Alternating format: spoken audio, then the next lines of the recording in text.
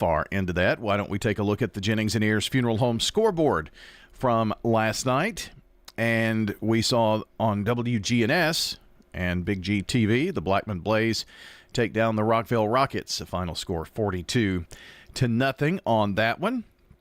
Remind you that the podcast is at wgnsradio.com. You can listen or watch right there from the podcast. Last night's Blackman-Rockville game. Blackman Blaze on senior night getting the victory. Scores from other games that we followed very closely last night. It was Ravenwood defeating the Oakland Patriots by a final score of 32-31 in overtime. Oakland took a 14-0 lead in that game. Then it was tied at 14-14 and then back and forth. A late field goal by Ravenwood tied the game at 24-24. Oakland had some time at the end of the game to try to get it into the end zone in regulation. Turned it over on downs. Got an interception. Had another shot, but the game went into overtime. Oakland was first, assuming that Ravenwood won the overtime coin toss because they defended. And Oakland scored, kicked the field goal, 31-24. And then Ravenwood scored, went for two, and got the 2-point conversion and the victory in last night's game, 32-31, in a battle of mid-state titans. It was a heck of a game from every indication. And a lot of people pointing to this as maybe a prelude to a game down the road. Who knows? A lot's going to happen between now and then for both Ravenwood and Oakland. We'll just have to see. Oakland's got a big game coming up this Thursday night, as a matter of fact, on the road. Riverdale last night taking care of Siegel 30-0.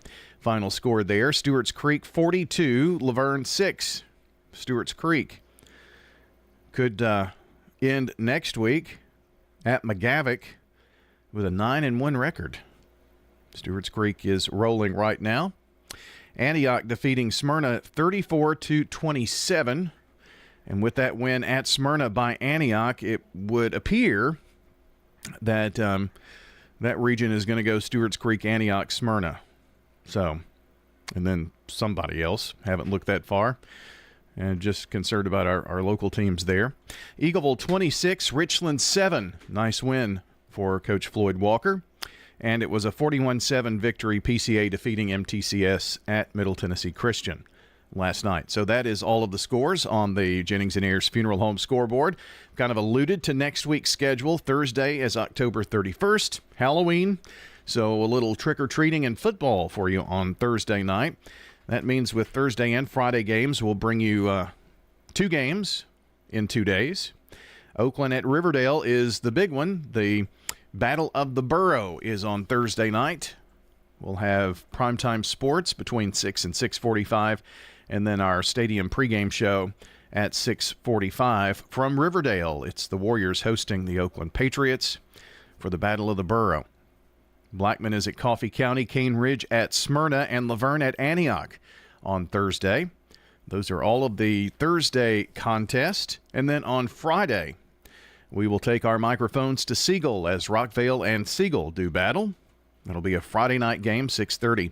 The Primetime Sports Countdown to Kickoff, sponsored by the law offices of John Day, kickoff at 7. Other games on Friday, Stewart's Creek travels to McGavick, Eagleville at Cornersville, MTCS is at Ezel Harding, and it is PCA at Webb. I knew I had that backwards, and I meant to change that. So PCA is at Webb on Friday. And that is a look at your scoreboard and schedule. And now it's just time to settle in, grab your cup of coffee, and maybe a biscuit from McDonald's Murfreesboro or your favorite donut from Donut Country, and hang in with us for the coach's conversation. John has Riverdale, Smyrna, Blackman coming up between now and 9:45. Then I'll be in for the middle leg with Laverne, Oakland, Stewart's Creek, and Rockvale between 9:45 and 10:45.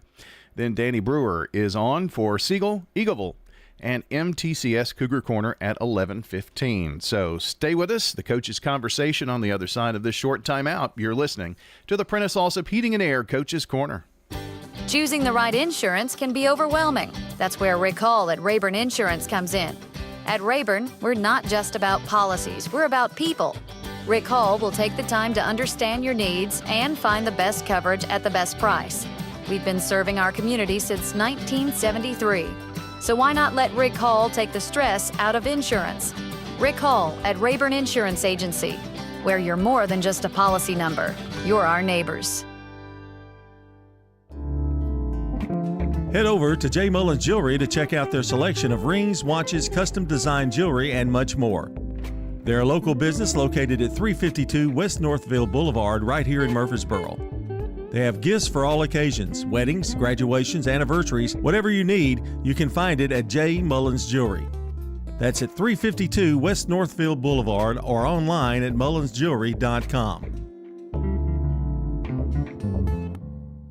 Craig's Tax Service at 142 Heritage Park Drive offers complete tax preparation, financial, and bookkeeping services. This is Brandon Craig with Craig's Tax Service. We're proud to support all Rutherford County athletes. Craig's Tax Service reminds you that it makes sense to get help with your taxes. Call 890-2233 for an appointment. We've been serving Rutherford County since 1988. Craig's Tax Service, 890-2233. We're just off Memorial Boulevard at 142 Heritage Park Drive. Is your car running like a dream, or does it need a little TLC? At Dr. Automotive in Smyrna, we treat your vehicle like it's one of our own. Let's hear what some customers have to say about Dr. Automotive. Been coming to them ever since he opened up. Good family. I recommend other people to get them repaired here because I knew they would do it and do it right. Been happy to send people to him because I trust what he does so much. We're crazy about him. It's all about the doctor. For quality care you can trust, visit Dr. Automotive in Smyrna. We've got the cure for your car. Here's your Little Caesar slices and sticks, half Italian cheese sticks, half pepperoni pizza. It's the world's greatest combination. Carl? How could you? Sorry, PB&J. I wanted to try new things. No! Try some for yourself. Yes. No! Get hot and ready slices and sticks for $6.99. Walk in and walk out between 4 and 8 p.m.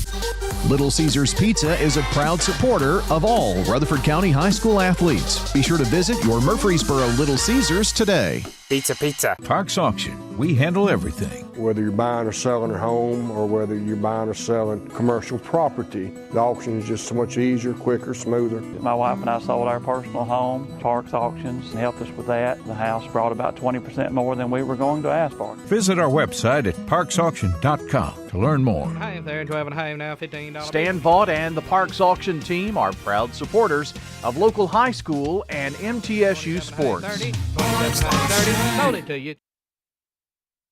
The Prentice Alsop Heating and Air Coaches Corner, fueled by Donut Country and McDonald's Murfreesboro on FM 101.9 and AM 1450 Murfreesboro, FM 100.5 Smyrna, and streaming at wgnssports.com. And this portion of the Coach's Show is brought to you by the Murfreesboro Special Census. Counting everyone means more state dollars to improve roads, parks, and services. Fill out the fast, easy, and secure form at murfreesborocensus.com. And John Dinkins here this morning. Glad you're with us. And we have Will Kreisky as well, the head coach of the Riverdale Warriors. And, Coach, a big shutout last night. I know you're proud of your defense, and but they've been doing it for the most part all year long. Yeah, those guys played well last night. I was very excited how they played. Coming off a big win at after the Blackman game, you kind of worry about how kids will respond. And we had a really tough week. We got after the kids this week, kind of went a little old school and kind of brought back a little fall camp mentality and had a really tough week. And I was proud of the way the kids responded. I was proud of the way they handled it last night. And the defense did exactly what, we expected them to do last night. Does it really? Do the kids get involved? Like when you've got a shutout going, they really want that shutout, don't they? I mean, it's not anything against Siegel, but it's their pride of let's not let the opponent score. No, yeah, they do take pride in the shutout, and they always want to shut out. And something that was started years ago with old defense coordinator Bobby Wells is whenever you got a shutout, he'd buy them chicken biscuits. Yeah. And so we've carried that tradition on, and so that's what on the way out last night they said, Coach, we expect our chicken biscuits this week. So it's just something we've kind of kept going since he started, and And anytime you got food involved, kids respond to it. Isn't that funny? What little thing? They're really little things, but it makes kids play. You would think, okay, I'll give you a car or a yacht, whatever, but it's a chicken biscuit. That's pretty amazing. That's right, but I'll keep getting chicken biscuits. It makes my job a lot easier with these shutouts. Yeah, absolutely. And I know you were worried about Siegel because they're fighters, man. They show up for every game. They're super well coached, and I knew that had to be in the back of your mind a little bit this week. Yeah, Coach Renshaw does an excellent job over there, and he's got those kids. They're always playing hard. Those kids played hard all the way up to the fourth quarter last night. So, yeah, anytime you play a county opponent, in a rival game, you always got to – and Coach Renshaw's done a great job always playing us really close in the past. And so you always have that in the back of your mind. Well, let's talk about some stars of last night, I guess, or good performers anyway. Zara Morris had a 25-yard interception, again emphasizing that defense, and ran for a touchdown. DJ Taylor, 93 total yards and had a rushing touchdown. And Tellin was 10 of 18 for 143 yards. Taylor and Tellin have been kind of your mainstays, but DJ seems like he's picking it up a little bit down the stretch here. Yeah, he has, and we didn't play him a whole lot in the second half, just trying to keep him healthy for the future games and everything. But he ran the ball really well the first half, and a little bit in the third quarter. And Caden Bailey came in and played well too.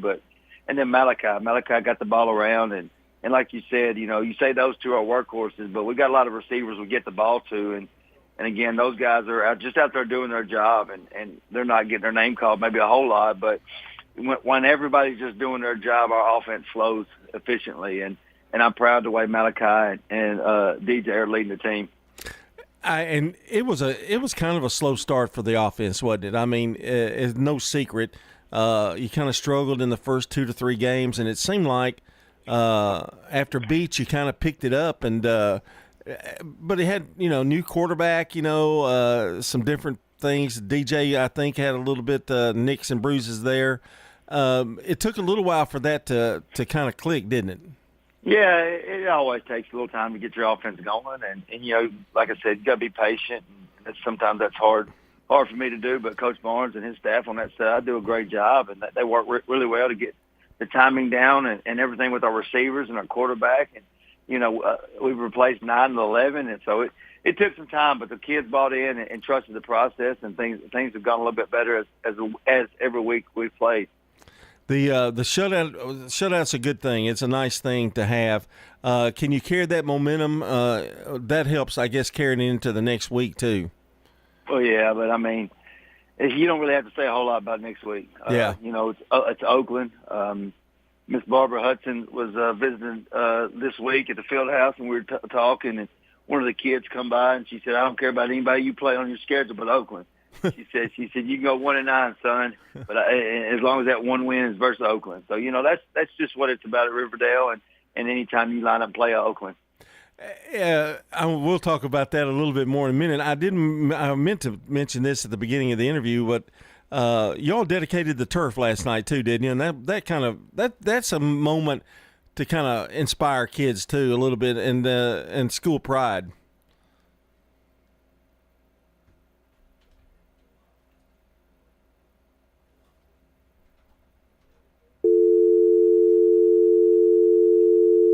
We seem to have lost Coach Kreisky there for a second.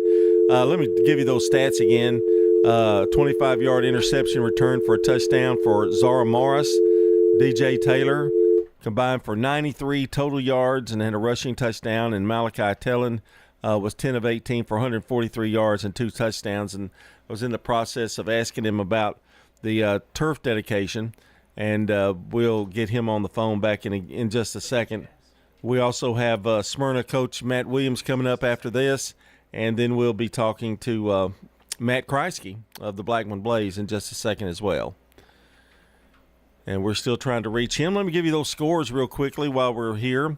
Blackman won over Rockville last night 42-0. Ravenwood over Oakland in a overtime win, 32-31. That was amazing game. Stewart's Creek 42, Laverne 6, Antioch 34, Smyrna 27, Eagleville 26, Richland 7, and PCA beat MTCS 41-7. and that's the scores around. And Will, do we have you back? Hello, Will. Yeah. Okay, you're here. Okay. No.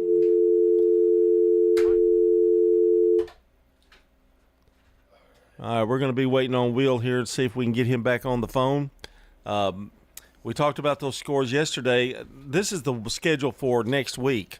Thursday, Oakland will be at Riverdale in the Battle of the Borough. That's going to be a big, huge game at Riverdale, and that's for the region championship, honestly. Blackman at Coffee County. Cane Ridge is at Smyrna.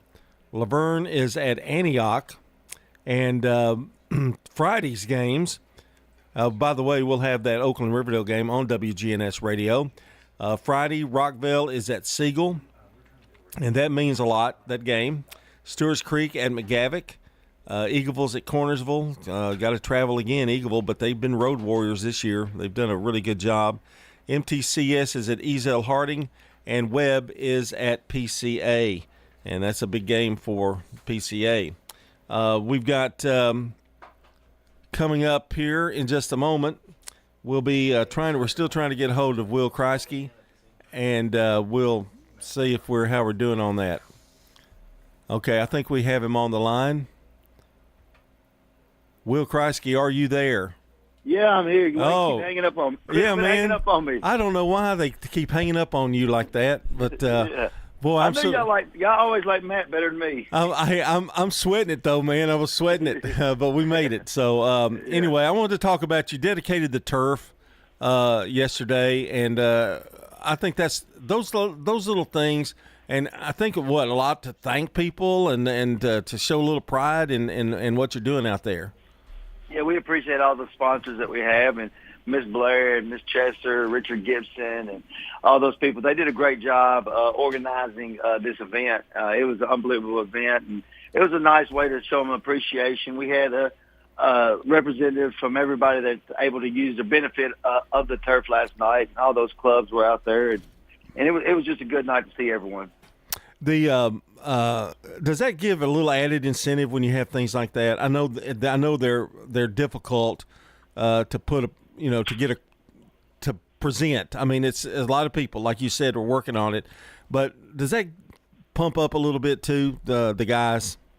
Well, I mean, they knew those people were coming through the building and stuff, but they just get excited. Anybody's out there watching them play, and they like playing in front of a crowd. So it was nice to see people in the stands and they're watching them. All right, Will, we've got a big game next week. I would say that's pretty big, and a lot riding on it. It's like Brian said last night at the game is deja vu. Oakland at Riverdale, they're at your place. I'm going to get there at about 3:45 tomorrow on Thursday.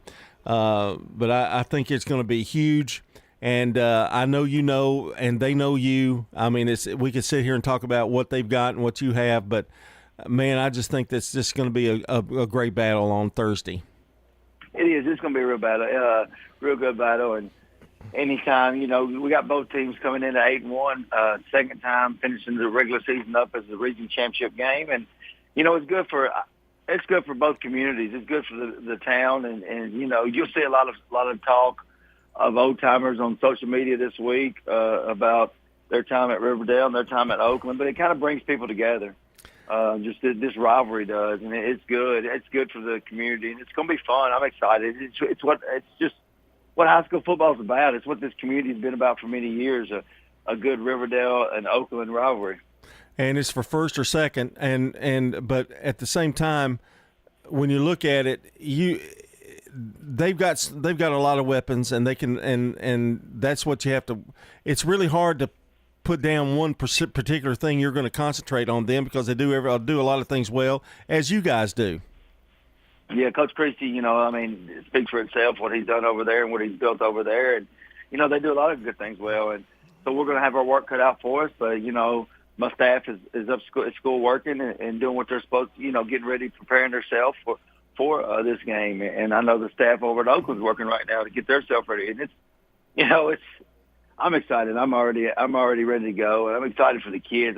The kids give themselves an opportunity to play for this game. That's all we ask for. Just give yourself an opportunity. And that's what they did. And so it's going to be like you said, it's going to be packed out Thursday night on Warrior Drive. Yeah, I didn't think about it being a Thursday game. Usually it's Halloween, and you think, well, that might hurt the crowd. It won't hurt the crowd at all at that thing on Thursday. I mean, it's going to be packed. No, I've already had text messages about tickets and this and that, and can I get on the sideline? Coach Britton, Steve Britton, former O-line coach at Riverdale, he's already fired up, ready to come to the game. So I'm excited. It's going to be fun. You got some old school guys coming back for that. Coach Britton, that's for sure. All right, I'm going to let you go, Will. I know you're traveling. I do want to say we really missed you at the pre-interview show that we have around 10 till 9 every morning. And Fred didn't have. Gosh, I'm lost. They didn't have anybody. Floyd, yeah, thank you. Floyd didn't have anybody to pick on. So I didn't even text him. I texted my brother and told my brother to take care of Floyd today because he needed to be picked on today. And y'all sit around and give me a hard time every time I come up. So I need a little break, huh? Yeah, that's okay, man. We love you, man. Just remember that, okay? All right. I appreciate it. I'll see y'all next Saturday. All right. And that's Will Kreisky. We're going to be at his game against Oakland on Thursday night. So we want to wish both he and Oakland good luck in that game. We're going to talk to Coach Creasy in just a few minutes as well. This portion of the show is brought to you by the law offices of John Day, providing superior legal representation to injury victims and their families. Find out more at johndaylegal.com. And when we come back, we'll be talking to Smyrna football coach, I think it's Mark Williams, today here on the Prentice Allsup Heating and Air Coach's Corner. If you need concrete work done, who would I call? Dan Franz Concrete. Here's why. He's local. He attended Walter Hill Elementary, Oakland, and MTSU. He served our community as a school resource officer for 9 years, and he's involved in the community. This is Dan with Dan Franz Concrete, wishing all Rutherford County student-athletes a great season. Study hard, play harder, and be safe. Dan Franz Concrete is a licensed and insured residential and commercial concrete construction contractor serving Middle Tennessee. Check out danfranzconcrete.com online to see some of their work. Murfreesboro is conducting a special census. Listing everyone in your household helps the city qualify for more funding to improve roads, parks, and services. Murfreesboro Mayor Shane McFarland. All we need is your address and the first and last names of everyone living at your home. That's it. Take part in our 2025 special census. Complete the form online at murfreesborocensus.com. Count me in. Hey, count me in. And count me in, too. Let's make sure every resident counts. Visit murfreesborocensus.com. Here's a question. What do you want from your electric co-op? An app for easy payment. Solar energy solutions. I just want to talk to a real person when I need help. Energy tips and low rates. Done, done, done, done. I want to fly my car to the moon. Houston, let's talk about electric vehicles. Energy Service Life. That's Middle Tennessee Electric. We're here to get done what matters most to you. Learn more at mte.com.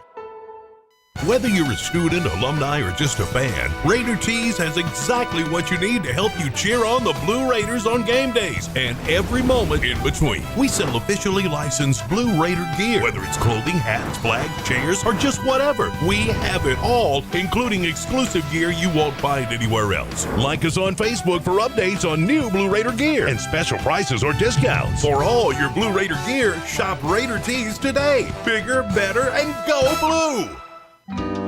Pizza. You in a hurry for dinner? Well, we've made it even easier to order online at sirpizzatn.com. Tap the location nearest you and begin your carry-out or delivery order at sirpizzatn.com. You can choose from our full menu, and we'll take care of the rest. A Queen's Feast is calling my name. Order Murfreesboro's favorite pizza online at sirpizzatn.com. Sir Pizza, you made me love pizza again.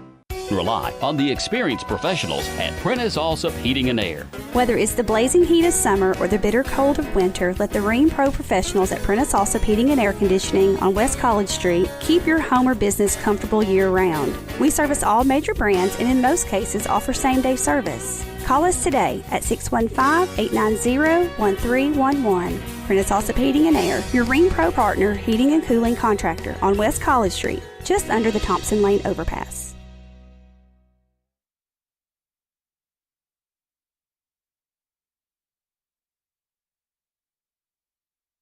The Prentice Allsup Heating and Air Coaches Corner, fueled by Donut Country and McDonald's Murfreesboro on FM 101.9 and AM 1450 Murfreesboro, FM 100.5 Smyrna, and streaming at wgnssports.com. This portion of the Coaches Show is brought to you by Middle Tennessee Electric, serving our community by providing affordable, reliable, and safe electricity. Online at mte.com. John Ding is back with you. Mark Williams is our guest here on the Prentice Allsup Heating and Air Coaches Corner. The assistant coach of the Smyrna Bulldogs, subbing for Matt today. And Mark, second time I've gotten to talk to you, so we're going to be big buddies.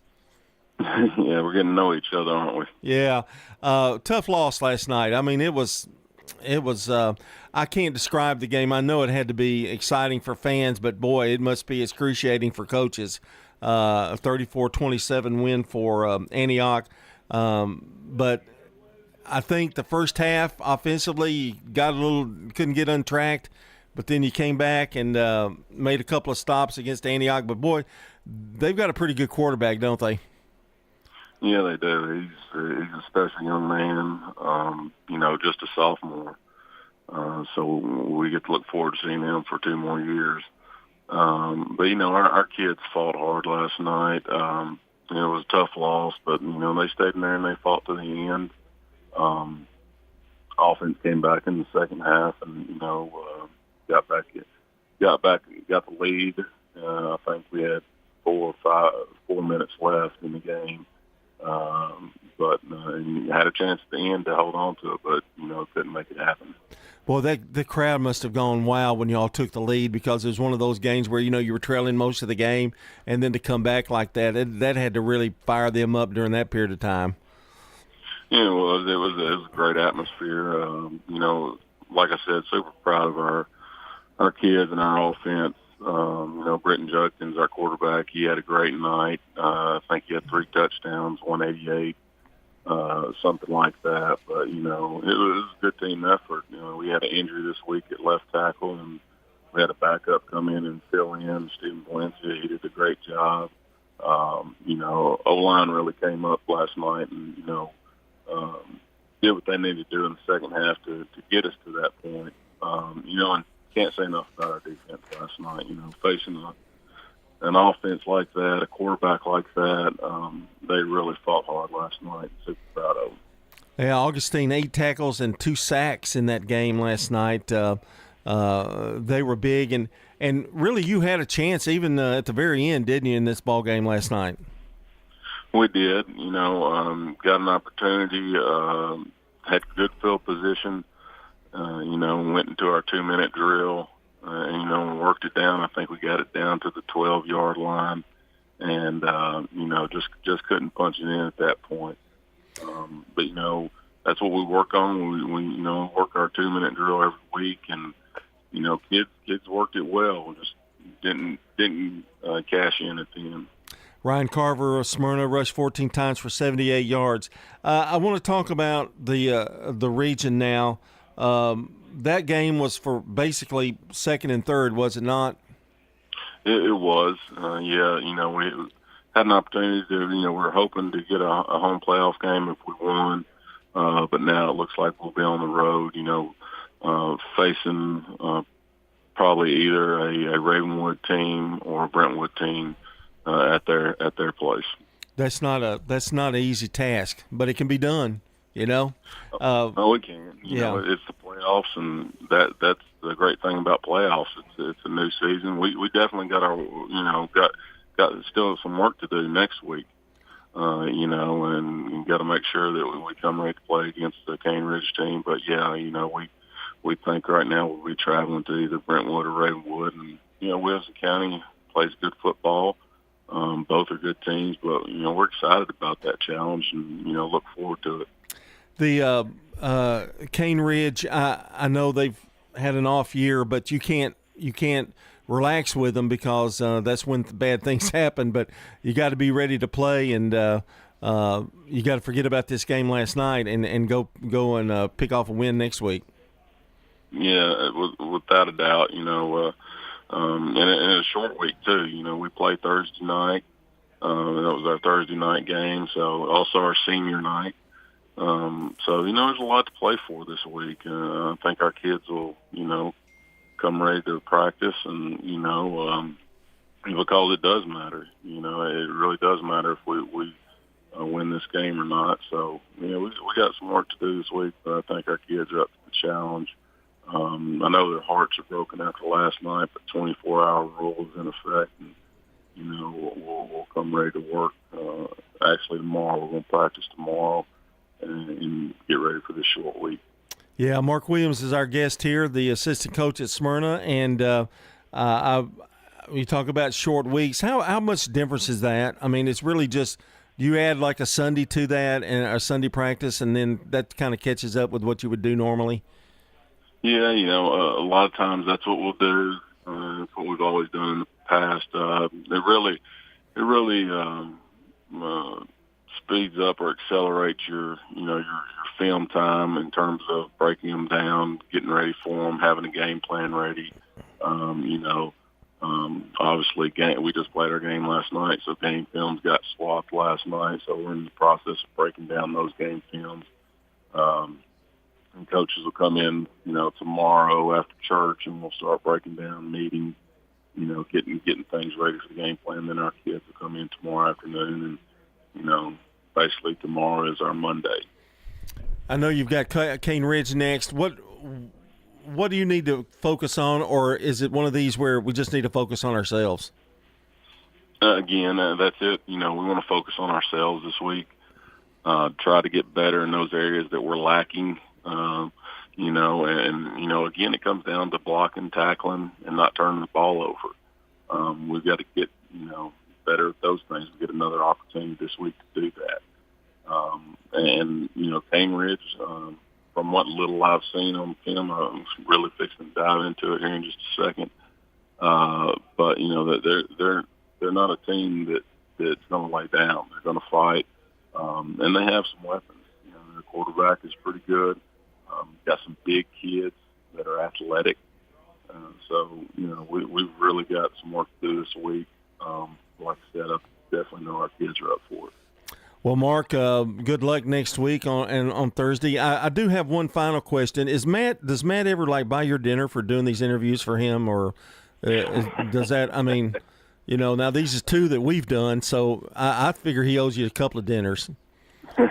I just keep a tab running and make a whole can. All right. Well, the season's about winding down. We got a new season coming up, though, don't we? It's just right. I mean, just like that, boom, new season starts with the playoffs. It is playoffs, and you've seen it before. Anything can happen, and it's exciting. Every week is a 1-week season, so if you can't get excited about that, you're in the wrong business. All right, Mark, I appreciate you stepping in for Matt today, and tell Danny Brewer to buy you some dinner too. I'll definitely do that. All right. That's Mark Williams, the head coach, the assistant coach at Smyrna, and subbing for Matt today. Middle Tennessee Electric and First National Bank of Middle Tennessee brings you this portion of the Coaches Show. If you're looking for a hometown feel with your bank, turn to the First National Bank of Middle Tennessee, offering full-service banking and mortgage services. Up next, Blackman football. Craig's Tax Service. We perform tax preparation, individual tax returns, corporations, partnerships, and all your payroll bookkeeping needs. Brett Craig with Craig's Tax Service. Craig's Tax Service is located just off Memorial on Heritage Park Drive. You can contact us at 890-2233. It makes sense to get help with your taxes. Call 890-2233 for an appointment. We are proud to support all Rutherford County student athletes. Craig's Tax Service, 890-2233. Stickers, labels, we do a lot of direct mail, booklets, manuals, programs. My name is Jeff Carlton. I handle sales and marketing for Franklin's Print Works here at Murfreesboro. We are at 2227 South Park Drive. Franklin's Print Works has been in Murfreesboro for over 25 years. We are a full-service commercial printer. We offer everything from business cards to brochures, booklets to banners, everything in between. Our website is franklinsprinting.org. Winners Trophies can help you with customized awards for any occasion. Owner Kelly Hockenberry continues to provide awards for sports teams, churches, recognition awards, and more. Call Winners Trophies at 904-6002. That's 904-6002 for the best in quality, service, and pricing. You can also email Kelly, winnerstrophy@comcast.net. That's winnerstrophy@comcast.net. Any award for any occasion. Winners Trophies, 904-6002. We're at Rick's Barbecue talking with Anne-Marie Brentz, who says they're ready to feed your entire crew with the family pack. It's a pound of pork or any of our pulled meats, and then you get two 16-ounce sides, and then you get a bag of chips, which are plain or barbecue, and then the buns come with it, and then you get one of our drink choices, which is either a 2-liter of one of our sodas or a half-gallon of one of our teas. And don't forget the famous Rick's Loaded Baked Potato. That's the biggest potato you can get. They're right at 2 pounds. Let Rick's Barbecue do the cooking, 212 Warrior Drive. In Rutherford County, you know how much it means to have neighbors you can count on. I'm State Farm Agent Andy Womack, here to help life go right when you combine home and auto insurance. Call me today at 615-890-0850 and let me save you money and time. Local business owners, you know how important it is to be here for your customers. I'm State Farm Agent Celeste Middleton, and I run a small business in Rutherford County too, and I'm here to help you protect your small business. Call me at 615-895-2700. The Prentice Allsup Heating and Air Coaches Corner, fueled by Donut Country and McDonald's Murfreesboro on FM 101.9 and AM 1450 Murfreesboro, FM 100.5 Smyrna, and streaming at wgnssports.com. This portion of the Coach's Show is brought to you by Tennessee Orthopedic Alliance, TOA, the largest and most comprehensive orthopedic surgery group in Middle Tennessee. Find out more at TOA.com. Dalton's testing me this morning, Coach. You just fumbled right there. I did. I just fumbled, yeah. Matt Kreisky is our guest, the head coach of the Blackman Blaze, and you're the first guy I've talked to live today, so congratulations. You get an extra biscuit. I appreciate it. I guess the other one's too good to come in here and see you today, huh? It's got to give him a hard time. He said you were going to say that, too. Yeah. So, yeah. I know y'all don't like him, so well, we lost him halfway through the interview too. So okay. Yeah, the phone dropped out. That was a good thing then. Yeah. Well, you're in rare form with it. All right. You didn't bring our guest though, so I'm down on you just a little bit. I know she's gonna be disappointed. Yeah. So I'm sorry. Take her some orange juice. I will. Matt, is a big game last night, and a 42-0 win over Rockville. I know you're proud of the defense, and boy, they shut down the running game. Just pretty much, it was null and void for Rockville last night. I know you got to be proud of them, and they've been kind of the stable influence all year, really. Yeah. They did another great job last night.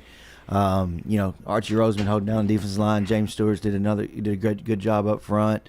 Isaac Levy, those guys do a great job week in and week out. Some linebackers, Ethan Carson, Rodney Irvin, Paul Langford. Great job. Secondary, Trey McGaffey. Jaden Lark had an interception. Jalen Anderson had a great night, had a really good tackle, open field tackle. And all those guys play great, come to work. They prepare hard each week, and you can see it. They're having fun. That's the main thing. When they're out there, if it's practice or game, they're having fun. They're competing, and they're flying around. And that's what it's all about, and that's why I think they're different, they're special. It's a special group, and really proud of them and what they did. I'll ask you the same question I asked Will. When a team, and it's nothing against the team you're playing, but there's a little pride in getting a shutout, isn't it? I mean, they really don't want to give those points up. I mean, it's kind of like a little mark on their helmet there. Yeah. I've said all year, I feel like if we could score 17 more points in each game, that we'd win. Yeah. And that's how confident, and that's what we think about our defense and what they do. It's defenses take pride in shutouts, and ours do. And to see them get one last night against a regional opponent, an in-county team, was good.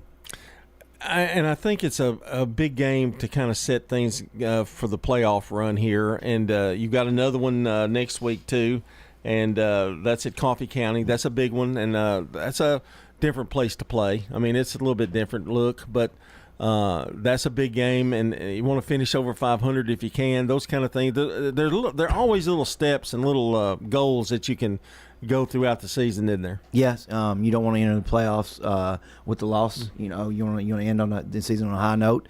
I told him last week. You know, we got to keep winning each and every week.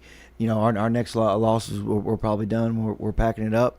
So I think they accepted the challenge last week in practice and did a really good job. But we traveled to Coffee Thursday night. It's going to be a tough environment. It's always tough. You hear about teams around here traveling to Coffees and having difficult times.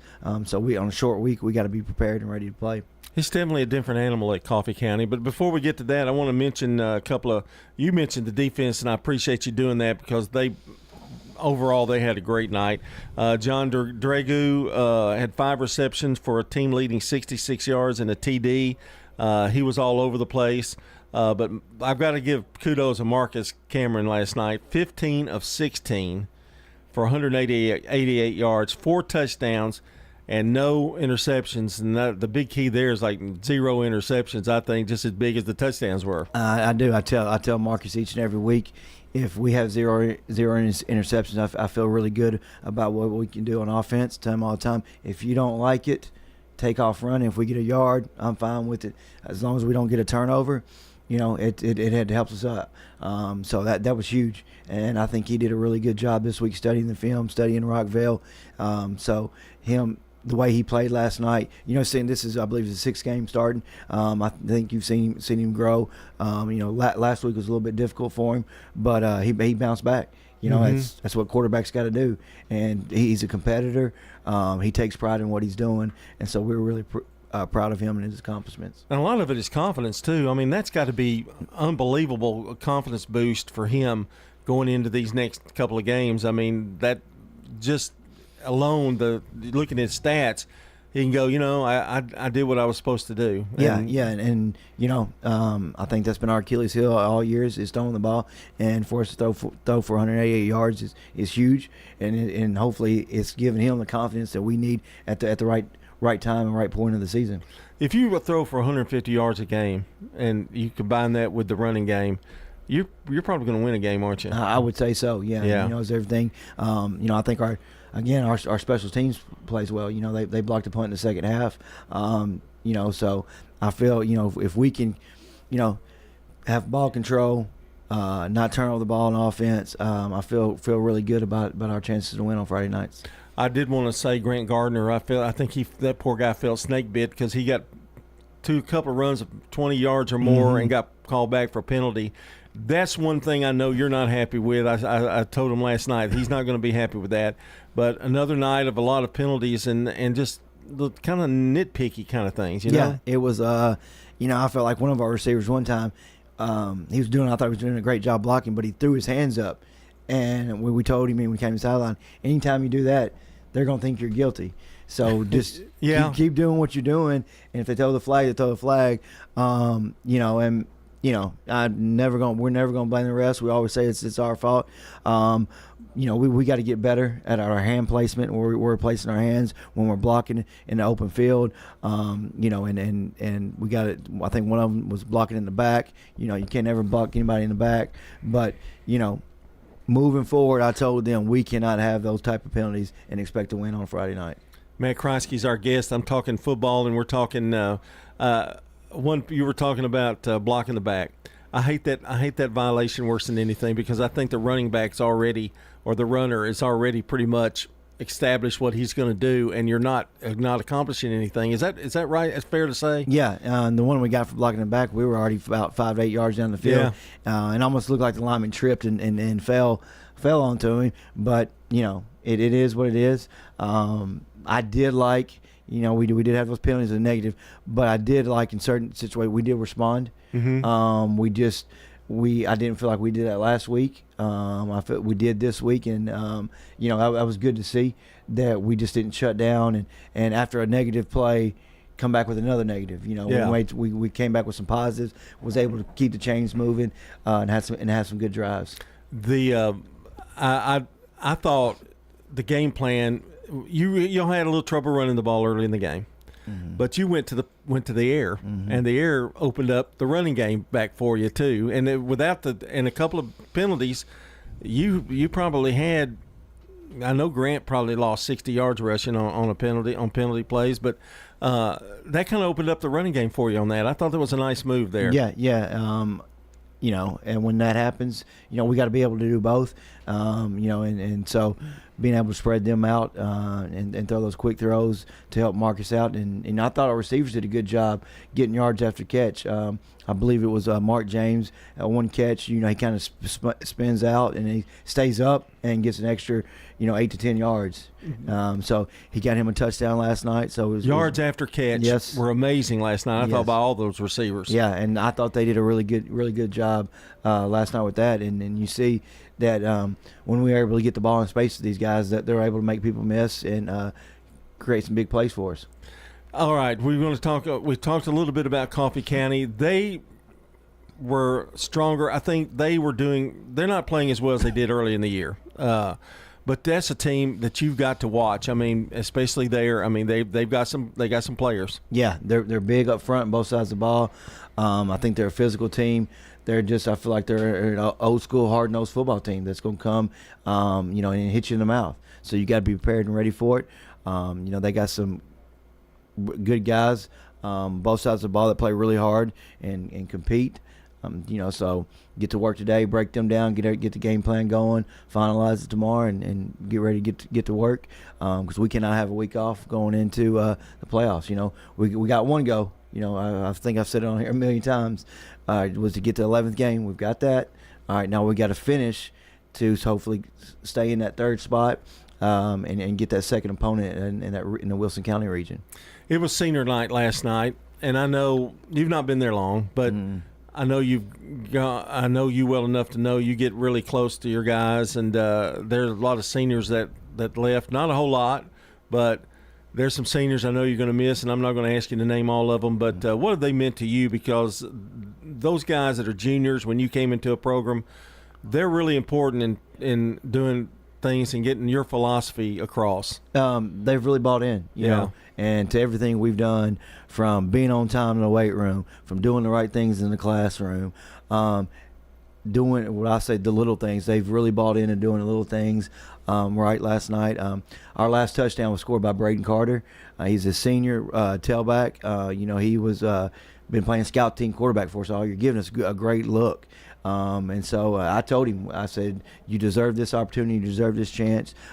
He's one kid that's really grown and matured since the times since he's been with us. So to see him get in that end zone was bittersweet last night. Man, I'm telling you, I realized that he was a senior, and I go, can you realize this kid, the last time he touches the ball, if that was his last time, he scored a touchdown. Yeah, that's pretty awesome. It was really nice to see, and he had his whole family there cheering him on, so that was great. Yeah, that's awesome. I love senior nights. Yes. That's cheerleaders, too, all of them, the band, that kind of thing. Big crowd at Blackman last night, too. It's a great crowd. Yeah. Matt Kreisky, that's been our guest here of the Blackman Blaze, and he travels to Coffee County next week. Wish him luck. And this portion of the show is brought to you by JHA Company. That's Josh Houston and Associates. Jewelry, letter, jackets, yearbooks, graduation products, and more. Online at jhacompany.com. When we come back, I'm gone, but somebody else is going to come in. I think it's Brian Barrett here on the Prentice Allsup Heating and Air Coach's Corner. First National Bank of Middle Tennessee.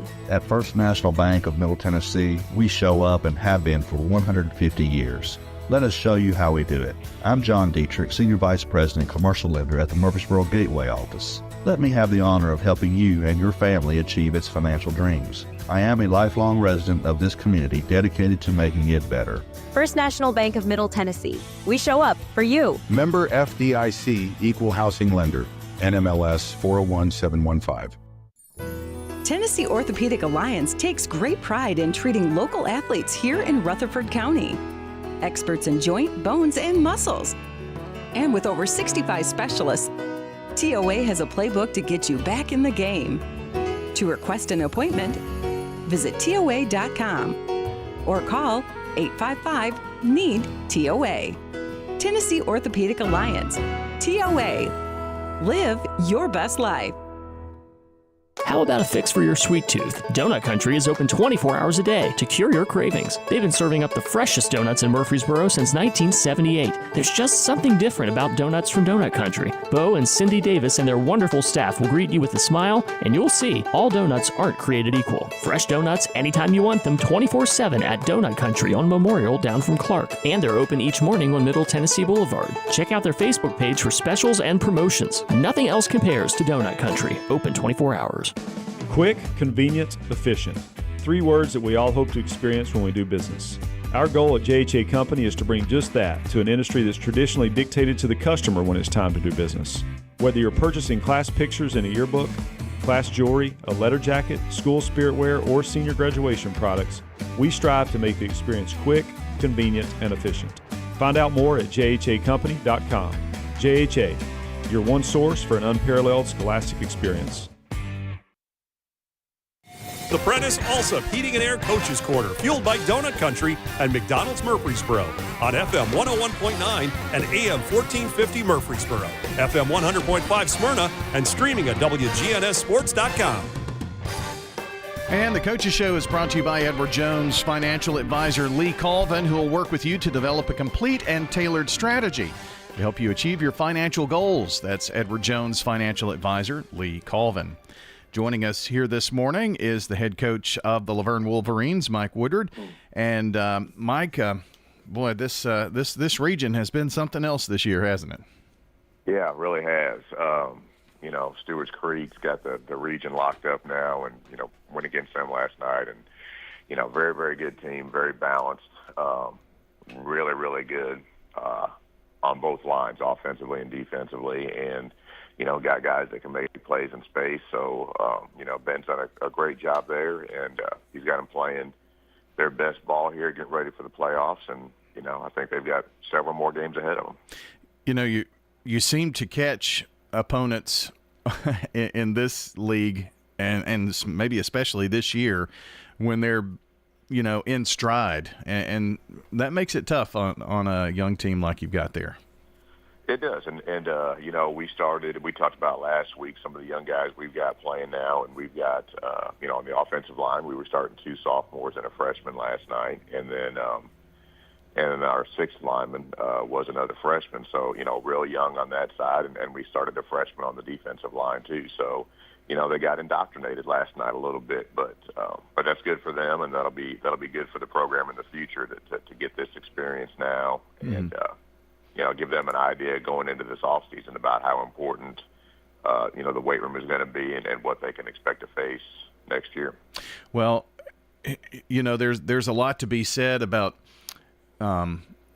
having kids grow up in the midst of what's going on here, but there's a huge difference in the 4 years in terms of sophomore to playing, seniors, and you really can't replicate that in any other way, and it's almost like a David and Goliath situation sometimes. Well, I mean, there's no doubt that's what makes, in my opinion, that's what makes football different from every other sport, at the high school level, because it's such a physical game. And, there are other sports where, as a freshman or as a sophomore, maybe you can be on equal footing. But, when you go out, and especially when you're talking about linemen, there's no substitute when you've got a senior who's been involved in a weight program for 3 years versus a freshman who's just now getting a taste of it. There's just physically going to be a difference unless you happen to have one of those very rare, special freshmen. So, and you can talk to them. It's one of those things that, you can talk to them about it all you want and try to prepare them, but, sometimes it's just life lessons. You got to go out there and you got to experience it yourself. But, but the kids we have out there, they've earned that right to go out there. I know it's important to them, and they fought their tails off. And, I expect a big off season from all of them after seeing what 6A football's like. I had one of the coaches was talking about, that they're freshmen and sophomores and really excited about it, maybe taking a few lumps this year, but, excited for the future. And and he said, well, you better get us now, and that's a great way to look at it, knowing, I mean, you had to know that this was going to be kind of a building year for Laverne going into this, and helping to keep their mind right is a big part of your job now, I would think. Oh, it's huge.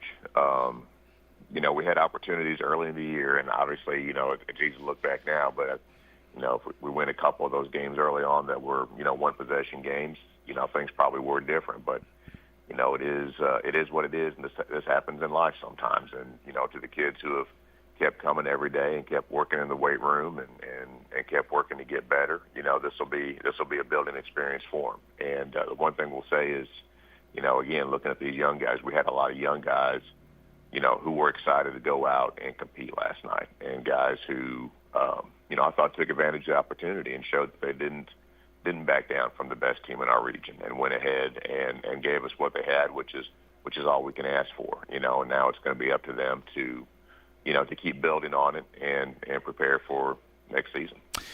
Coach Mike Woodward joining us here this morning. I could sit and talk to you all day about this kind of thing, because it's really interesting, because not everyone has a roster of 130 kids, and JV and freshman teams and all this kind of thing. And honestly, I think coaching in any sport, but maybe football, you have to not only be coach, but you also kind of have to have maybe a psychiatry degree in some of that, and the social things that our kids are having to deal with today. You bottle all of that up, and it's just crazy what our kids, even at a younger and younger age, have to deal with. What you and I dealt with, Mike, maybe in high school, these kids are dealing with in 5th and 6th and 7th grade.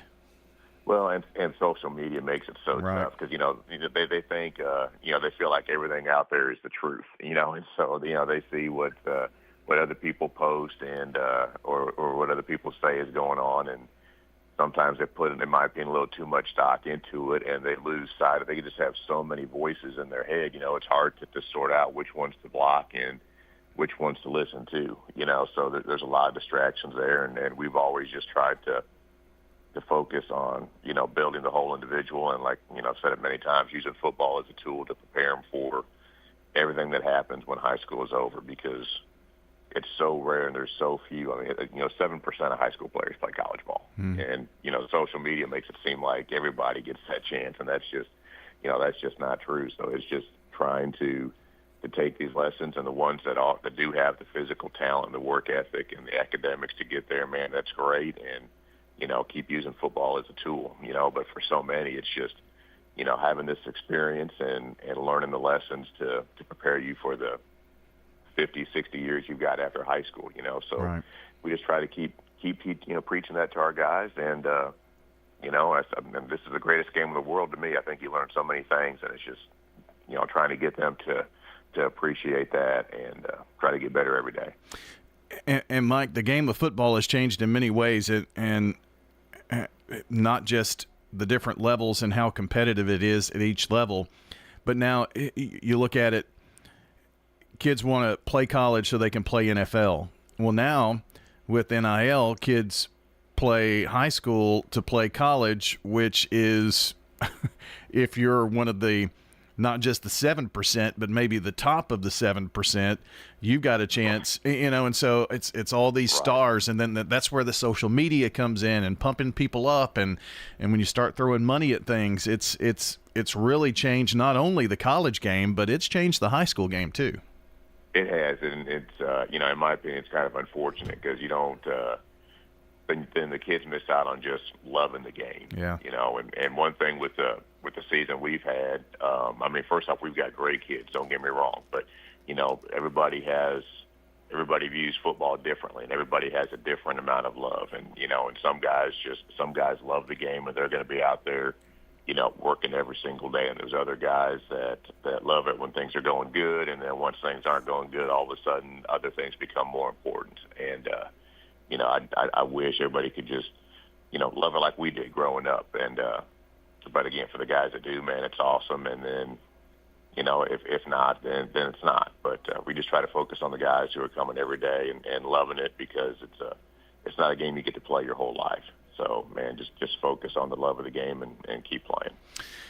Mike, also, if you just look at football where we were maybe when you first started coaching and when I first started broadcasting to today, I had a conversation with someone this week about it, so that's kind of why it's on the mind. But they were saying that if you watched college football 15, 20 years ago and high school football today, you would think that you're watching college football on the high school field, and in college is almost like a semi-pro, if that makes sense, because bigger, stronger, faster, weight room, technology, all these kinds of things that have changed the game from top to bottom. No doubt. You hit a great point talking about, the training, the off-season stuff. It just seems like every year there, you learn something new, and the training part of it is something that, man, I really enjoy, like, researching and listening to people talk and seeing what different people do in terms of developing explosiveness, developing the power. And it's so different. The workouts we've got our guys doing are so different from, what I was doing when I was playing ball, or even just from, what I had guys doing when I started, 25 years ago doing high school programs. So, yeah, definitely bigger, stronger athletes now back then, and everything just gets ramped up a little bit earlier. It seems like each year, but big difference. Well, you get a chance to do something that not every team gets to do, and a chance to end the season with a win. It's not going to be easy. You're going to have to go to Antioch to do it, and the Bears, pretty good team, and you, of course, very familiar with that school, obviously. Yeah, very good team, very explosive on the offensive side, and it'll be a challenge. Man, I think they, beating Smyrna last night, locking up the 2 seed. So, they've really built that up over the last couple of years, and it will be a challenge for us. But every Friday you get to step on the field is a blessing. Or in this case, it'll be a Thursday. But every chance to get on that field is a blessing, and we'll go out there and we'll play hard. Mike, appreciate you spending time with us this morning. You're always great to come on every Saturday morning. I love talking to you here on the air, and we'll do it again next week.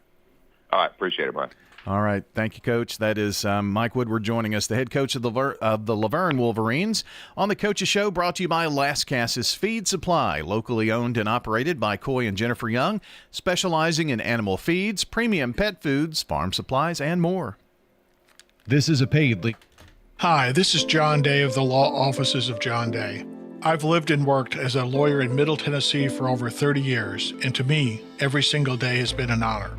That's why our firm is so involved with community programs like bicycle helmet giveaways and our Safe Ride Home program.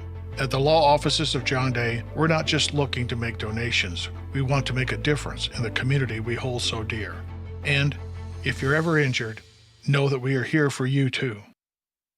Hello, this is Coy Young at Lascassas Feed Supply. We'd like to welcome you to our door and hope you find the customer service and expertise that exceeds your expectations. Lascassas Feed Supply caters to all homeowners with a quarter acre to several acres, focusing on premium feeds and dog foods you won't find in box stores. Nutrition is our specialty here at Lascassas Feed. And yes, you can even get milk from the MTSU dairy at Lascassas Feed Supply, the best milk in town. Lascassas Feed on Barlow Lane, just off Highway 96 East in Lascassas.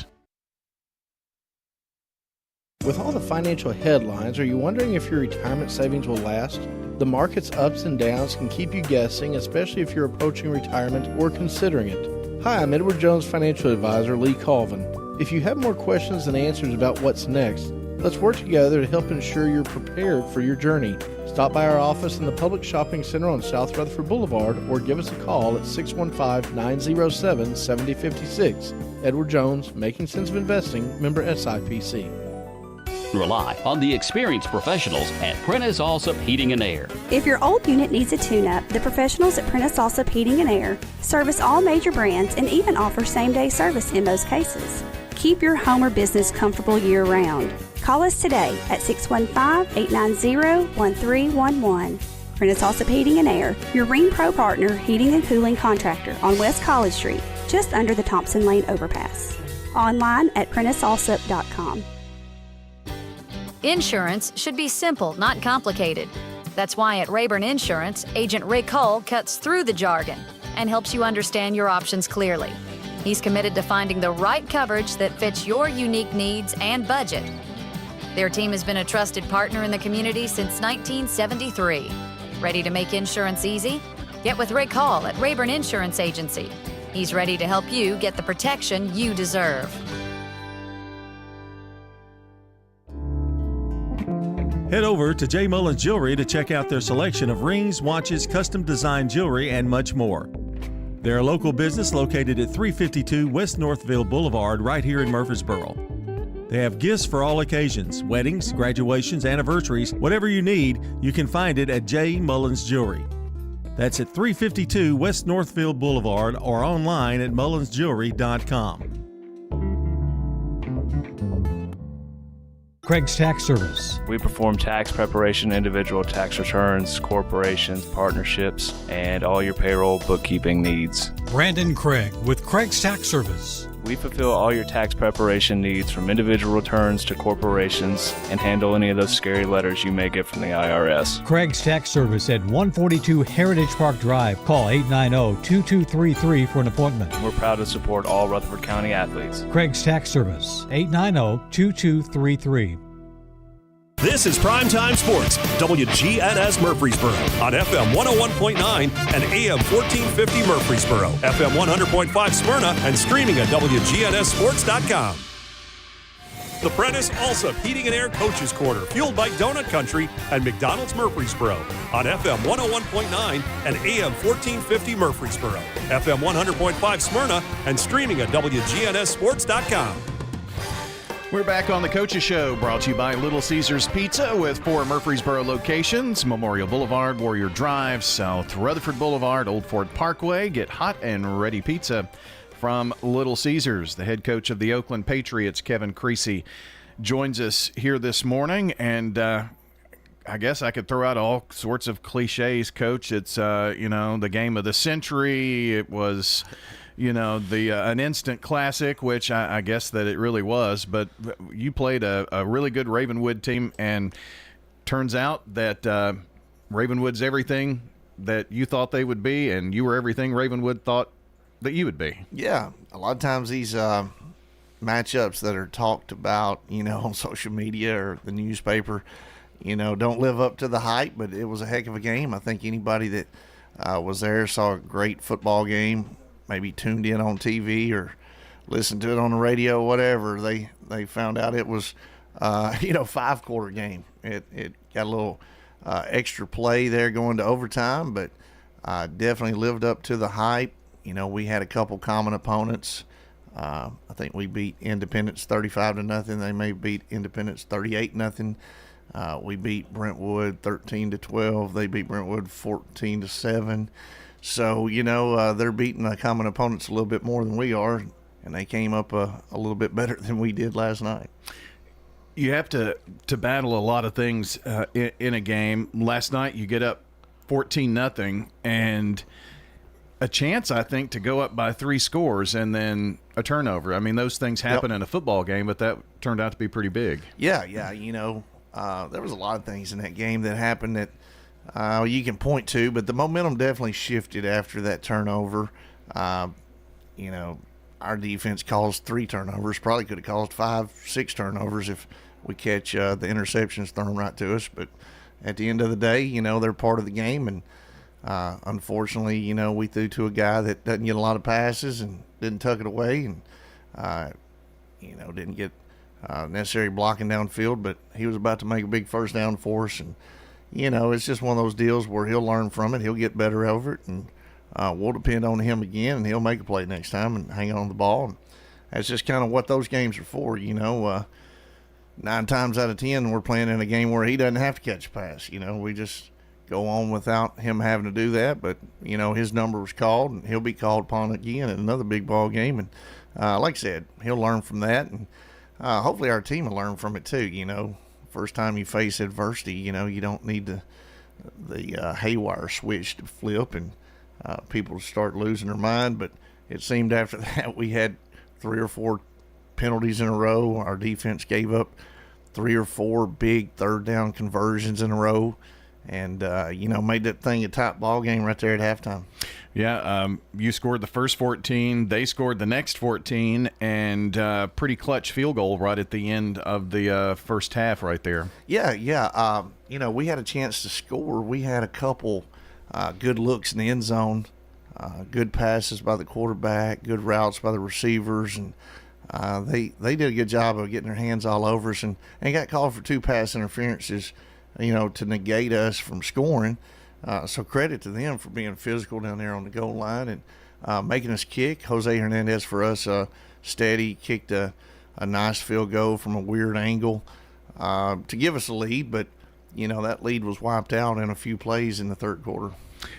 Well, third quarter, fourth quarter, I mean, we're talking back and forth, the whole night. Yeah, it was. After that field goal, it went back and forth. A lot of different lead changes. Momentum shifted several different times. We got stopped on 4th down a couple times. They threw a couple picks, and we had a heck of a game with those guys. And watching the film, there's a lot of things we did good, and there's a lot of things we did bad. And the bad is usually correctable. So hopefully we can get those things fixed on such a short week. But definitely found out that there's some guys that we can depend on, and that's what we're most proud of. Well, game winds up tied at the end of regulation, and I always like to ask coaches about overtime, and overtime is such a different game, and you don't do it very often. Yeah. And then it shortens everything. Every possession is so important. Even the coin toss is crucial, isn't it? Right. Yeah. Yes, it is. And I started out on the defense side of the ball, and we lost a 4th-round playoff game to go to the state championship when I was at Trousdale, and it just didn't seem fair that the offense gets the ball on the 10-yard line. Now I'm kind of happy about it as a play caller, but at the same time, a lot of people look like you kind of play into Oakland's hands if you're in a get the ball at the 10-yard line kind of deal, and our offense is kind of built for that kind of stuff. And at the end of the day, we've lost 2 games at home on 2-point conversions, and seems like both coaches, Will Kraske, both made the right decision to go for 2. If it doesn't work, it's the wrong decision, but both times it worked out for them. And it's one of those deals where it's like, look, we're on the road, we're going to take advantage of being aggressive and going for 2, and it's still a little controversy on whether the ball kind of hit the ground right there before he caught it. But, those sort of things happen. Some of the guys from Ravenwood actually said something to me about it. But I was like, hey, it happens. What can a referee do? He's kind of blocked there. Ultimately, it didn't come down to that 2-point conversion. It came down to about 60 of the other 160 plays of that game. So back and forth with 2 good teams. And like I said, I wouldn't expect anything else from Coach Hester's team. They gave a good battle to Blackman earlier in the year, and we knew what we were in for, and it's good for us because it's back-to-back weeks where we have quality opponents. This next week's a whole lot more important, but that's what it's going to be in the playoffs. Make a playoff run, you better be ready to gear up every single week, and injuries are a part of the game now, so whoever's out, you better have somebody ready to roll and take their spot. Kevin Creasy, our guest, talking Oakland football this morning. How did the coin toss go in the overtime? Did they win the coin toss? Actually, they did, and the referee signaled that we won the coin toss, so we were really happy about that. Because you would have gone on defense first. Yeah, exactly. That's the call when you win the toss, isn't it? That's the rough part. Like I said, I've been part of some overtime losses. Like I said, back at Trousdale, we won the toss. Lost the toss, and next thing you know, we score, kick the extra point. Knoxville Fulton goes down, scores on 4th down because they knew they needed a touchdown. So they got 4 downs to get it. And then, of course, they went for 2 and, made it and sent us packing. So, I think our guys learned a lot about the gravity of the situation. I think it was just a week ago I was on this show talking about if you keep playing that many close games, you're going to come up short. giving other teams chances to knock you off. So, we've been in a lot of close games where somehow we pulled out and win, and probably won some games we didn't deserve to. And then here we are, felt like we did a lot of good things last night, but just couldn't seal the deal and cost ourselves with, just costly turnovers, just one penalty after another, not converting on fourth downs, stuff that we've been doing all year. And then just on defense, we'll have them punting to us and we'll jump off sides. Just things that, they know better. Most of them have played long enough. Everybody out there is hollering, watch the ball. Next thing you know, we're still jumping. It's just human nature sometimes, but things that we can learn from. And if we don't learn from it, we ain't going to have much of a season left. Does your play sheet in overtime on the road, you're on defense first and have offense the second on your possession? Do you go for two on the road? I mean, isn't that like the logical thing to do? That's what a lot of people claim that you're supposed to do. Like I said, it's kind of a gut feeling, though, isn't it? If you don't make it, you feel like an idiot. If that guy calls that pass as a skip ball, you feel like an idiot. But at the same time, it's momentum. It's a gut feeling. It's a risk-reward thing. Yeah, and like I said, we played over 168 snaps. So, how much more can you put out there? How much further can these guys go? But, I'm so tired of hearing about analytics, I guess is why I'm on that, because that's like the big key thing, and you see so much of it. There's no right answer. It's kind of like anything else, any other decision you make in football. If it works, it's a great decision. If it doesn't work, you're an idiot. And you're the one with that on your head. You go from genius to idiot instantaneously. You did have to deal with, changing your lineup a little bit because of some injuries last night to some key players, and especially at running back, you guys are a bit dinged.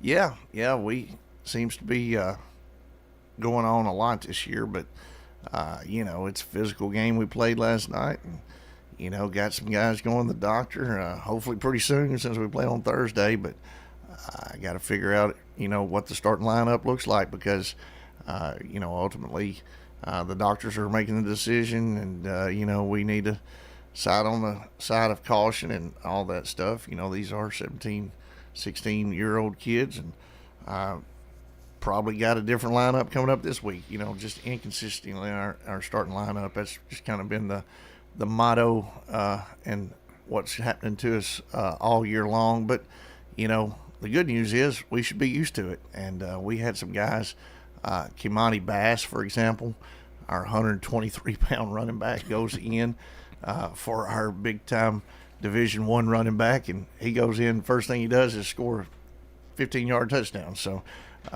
always good to see young guys like him step up. And he's been put in that role in that situation before. And just hadn't been that big of a ball game, and so now him getting experience like that, I think it just benefits him in the long run. Craig Tutt, Juwan Morris, T.T. Hill all had 90 or more yards offensive output, rushing, receiving last night.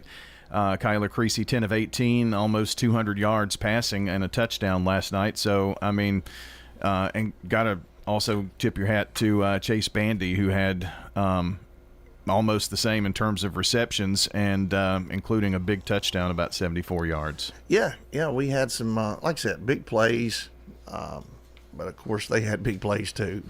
Busted coverages seemed to be our Achilles heel last night. I thought our defense did a good job of tackling and, like I said, forcing a fumble, forcing a couple turnovers, but ultimately we got a lot to clean up. And you play a good team like Ravenwood, it'll cost you in the end. Like I said, same thing last week I was preaching on here. You play a quality opponent and you keep these games really close. Ultimately, you're going to come up on the short end of one, and we did. And, that's unfortunate, but at the same time, I think it's good to have this short week. Hopefully we get over it pretty quick. But ultimately, this game this week's a whole lot more important.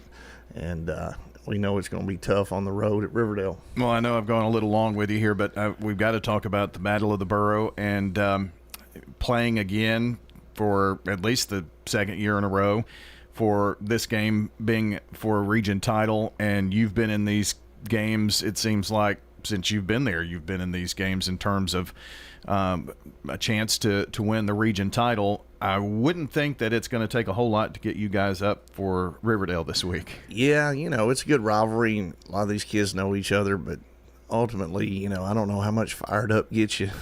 You came up fired up, and I think we were fired up last year when we were up on Riverdale 17-0, similar to last night up 14-0, and it's a 48-minute ball game. So give Riverdale credit last year for coming back and beating us with a 2-point conversion. Same with Ravenwood last night. So that fired up only lasts so long. You got to be really prepared to play a whole 48 minutes when it's for the region title. And so last year they won the region, and so we got sent to, on the road in the playoffs, and I think that makes a huge difference. I think if you could secure home playoffs, that's a big deal. But ultimately one of us is going to win, one of us is not, and we're going to be the 2 top seeds. But we're all going to have our work cut out for us because the other regions that we're going to run into, they got quality teams over there. So there ain't no bad football from this point on. So I encourage everybody to come on out Thursday. I know it's Halloween, but come on out Thursday. It should be a great game. You hope to be giving Riverdale tricks and not treats, right? Well, we just hope we can take care of ourselves. Oakland needs to worry about Oakland. A lot of times Oakland defeats Oakland, and it seemed like that happened last night. It happened last year against Riverdale, and so we don't want Oakland to beat Oakland. We got to have other teams beat us, and sometimes it's more than 48 minutes. Well, the oldest rivalry in the city is next Thursday night. It'll be here on the radio, and hope folks will tune in to listen. And it should be a great game. Coach, good luck on Thursday night, and we'll talk about playoffs next Saturday. How about that? Sounds good. That is Kevin Creasy joining us here on the Coach's Show, brought to you by Rick Hall with Rayburn Insurance Agency in Smyrna. Give Rick a call for auto, home, business, and life insurance needs. Find out more at rayburn.net. At Dr. Automotive in Smyrna, we're committed to providing local car owners with top-notch auto repair services. Let's hear what some customers have to say about Dr. Automotive. I just really appreciate Danny and his whole team. I always feel like I'm going to get great service and the right outcome. You just don't find any better people. He's always been very good. We've got the cure for your car. Dr. Automotive, keeping your car running smoothly, mile after mile. Visit our website, smyrnaautorepair.com. At Little Caesars, get a large custom 2-topping pizza for only $7.99 when you order online. Wait, did I just say $7.99? Get out of here! This pizza is only $7.99. No way! This is $7.99? You're joshing me. You're saying this pizza perfection is only $7.99? Well, you're crazy for this. Listen, pirate, stop taking my $7.99 pizza. Choose a large custom 2-topping pizza for the unbelievable price of $7.99 when you order online. Only $7.99. What? Pizza. You've seen the ads out there, companies wanting to buy your home. But why sell yourself short when you can get fair market value? I'm Lisa Patton. If you have an estate to settle or a home to sell, call Parks Auction. We'll work with you to sell your home or property in any condition with no costly repairs on your timeline. Why accept one offer when you can have multiple? You need Parks Auction. We look out for your best interest. Call Parks Auction today. We handle everything.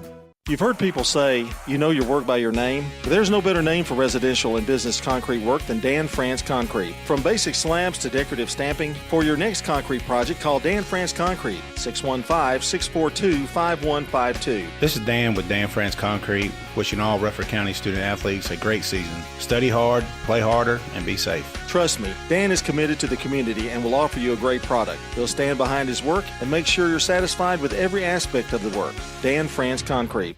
Murfreesboro is conducting a special census, and we need your help. Our population has grown since 2020, and more people means more funding for our community. Here's Murfreesboro Mayor Shane McFarland. The more people that are counted, the more state-shared revenue dollars Murfreesboro receives. Help Murfreesboro get its fair share. Visit murfreesborocensus.com. Count me in. Hey, count me in. And count me in, too. Let's make sure every resident counts. Visit murfreesborocensus.com. The Prentice Alsop Heating and Air Coaches Corner, fueled by Donut Country and McDonald's Murfreesboro on FM 101.9 and AM 1450 Murfreesboro, FM 100.5 Smyrna, and streaming at wgnssports.com. We're back here on the Coaches Show, brought to you by Craig's Tax Service, who specializes in personal and business tax preparation, financials, and bookkeeping services. Check them out online at craigstaxservice.com.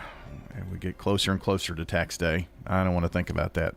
We're talking football this morning. Ben Caudill joins us, the head coach of the Stewart's Creek Redhawks. Coach, nice region win for you. Yes, sir, definitely was. Senior night as well, so very special night for our program, especially those guys and their families and everybody that's given them the chance to be successful. Boy, I tell you, if Todd Harris doesn't stop sending pictures of the food, gumbo and cornbread and all this kind of stuff. So, but it's nice to be able to have such a special night, and senior night is special, and you all try to make it as big as can be. Yeah, it was an awesome night for us to honor those guys, and these guys have sure done a lot for our program. It's hard to fully put into words, what it means. But, I'm really proud of this group. It's a very special group. Each group of seniors kind of has their own, characteristics, I think, that make them unique and make them special. And, this is one to me that it's a really close group. Sometimes you have, senior groups that, are really good friends with, people kind of outside the program, and which is great, when that's the case, and it gets a lot of people connected to your program. But I tell you, this group of seniors they really enjoy being together. They really are a close knit group. We had them over to our house, in the preseason, and it got so late, and they're outside in the yard and playing, and I just went and told my wife, I said, I'm not sure if this group's going to leave, and it's just a group that is really, really special, and it means a lot to me and our coaches to, say that we're associated with such an honorable group of men, and I'm so proud of them. You do get when you spend as much time with these young men as you do, you can't help but get close, know, and that's one thing that I hope isn't lost on football. I know it's a competition, and you're trying to beat the opponent, and there's a lot of work that goes into it. But if it's fun and you build relationships, that's when you come back for your 25th reunion, and you just pick up where you left off. Yeah, it's raising seniors up in your program is not too different than raising children. You got to love them. You got to figure out the times that they need encouragement, figure out the times that, they need to be challenged and uplifted. And, this is a group that, they really value what we want as coaches and what we ask of them. And, that means something to them. Sometimes there's a little bit of combativeness, not always from, the players, but maybe from those that are around the players, and this group of players, their parents, I can't say enough about them. The trust that they have in us as coaches, the belief that they have in us that we're trying to lead our team in the right way, and that type of buy-in is really special. And once again, I'm just honored to be a part of this group and wear the same color that they do. I was talking with Mike Woodward about this, and all of the 20 years ago, the game of football itself, how it was looked at and treated. I mean, you read about it in an actual newspaper and not, moment by moment in a social media post. And it's not everything has been great in those 20 years of the advancements, but I think my point here is there's so much outside noise. How do you deal with that with these young people? Well, I tell you, that was a really big challenge this week for me and our coaches and the leaders of our team. And one thing we talked about is, the wise man lives in the present. The fool lives in the future, and the stupid man lives in the past. That was a quote that we, hammered, to our team this week in various ways. And, we've got to be where our feet are. We can't be 2 weeks from now. We can't be living on the success of, our win against Smyrna. I'm telling you, there's, everybody and their brother comes up to you after, wins like that. And it's hard to kind of move on, when people are coming by school and want pictures and players of the weeks and those types of things. And I'm really proud of, how our team was able to stay disciplined. And so that was kind of one of our mantras this week is the wise man lives in the present, be where your feet are. And this is the chapter, this is the next chapter, this week is the next chapter in our season. And so, that's kind of the game within the game, honestly, is with 16, 17-year-olds, they're teenagers, they're kids. This isn't the only thing going on in their lives. And, but the focus that our team showed this week was really encouraging to me. And, it was a big reason why we were able to have a big night last night. Ben Caudill joining us as we talk about Stewart's Creek football. When you are crowned king and then you have 2 more weeks to go, there's nothing more important for those other teams than to try to dethrone the king, if that makes sense. And so there's a lot to be said about the way your guys came out and took care of business last night. 3 scores in the second quarter and really put that game away. Yeah, I was really, starting with our defense, going out and, getting several stops, there, and Laverne came out and did some things that they hadn't shown on film. And so I was really, pleased with our ability to get off the field defensively and start obviously in great field position. And, we pulled a lot of those guys, didn't play, most of our guys and even in the third quarter. And, one thing I'll say that is just a huge level of respect I have for Mike, and teams that he coaches is they played hard. Even when the game was over, their players were playing their tails off, and that's a sign that, your team is still in it. They respect each other. They believe in the coaches. And so, that was something to me that, I was really encouraged by, because Mike's got that team fighting and believing still. And also, I was really proud of, our second group on offense. They had a 16-play drive, there in the third and fourth quarter. And Kingston McQueen, who's a really promising sophomore for us, was able to find the pay dirt for the first time. So, it's always good when, you're able to, get those guys work on Friday night, and was really proud of their execution. Well, you're I guess normal suspects for the Red Hawks to look at. Jerry Taylor, 4 of 7 for 146 yards and 2 touchdowns. That really helps the old stat sheet there, I would think. Jeremy Smith combined for 55 yards and a TD, and Grady Harvey a couple of receptions for 107 yards and a TD in the win last night.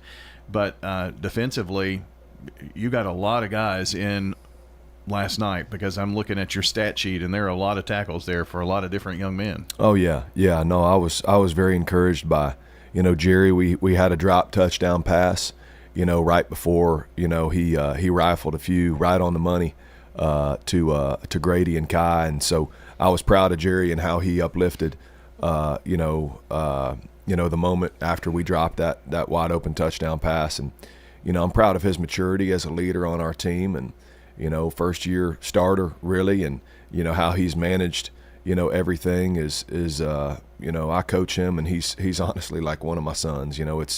It's how I view my relationship with him and the rest of our quarterbacks. And I was also proud of R.C. Davis, our sophomore quarterback, coming in there and converting on 2 big third downs, and Kingston and Jamarcus Brown, and Braden Brown had a big catch with that second group as well. And seeing that group, have success and score last night as well, was really encouraging. And, proud of a lot of the guys on defense too. A lot of names got to, get out there, some guys that are right there, and really excited about their futures. Guys like, Michael Colquitt up front, Jensen Clayton, Jonathan Hadley at inside backer, being able to see those guys, fly around and make plays. They're behind some pretty talented seniors, and I'm just telling you, I'm really excited about the future we have with those guys that were able to play in the second half last night. Ben, as we turn the page to next week, with your result last night and the Antioch Smyrna result, I think that means that you're number one no matter what, right? My understanding is that's the case, and we have a big region game this week, honestly, and it's our first.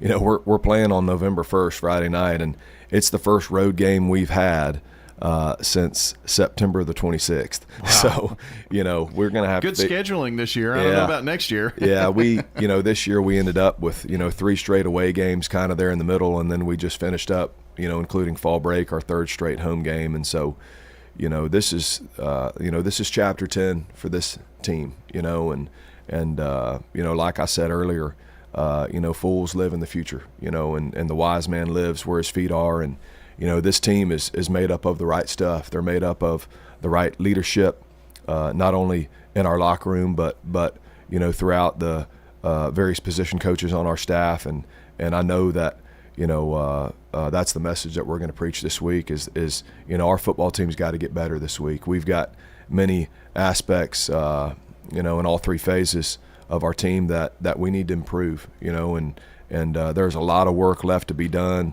We got to have a great practice on Monday and a great week. But also, Brian, I'm proud of, this team for giving us the chance to extend our season. This is the 6th year in a row that Stewart's Creek, has made the 6A playoffs. And when I arrived at Stewart's Creek, that had never been done at the 6A level. And, I was told by, somebody that is well known in Murfreesboro when we got moved to the Murfreesboro region that we'd be lucky to win a game.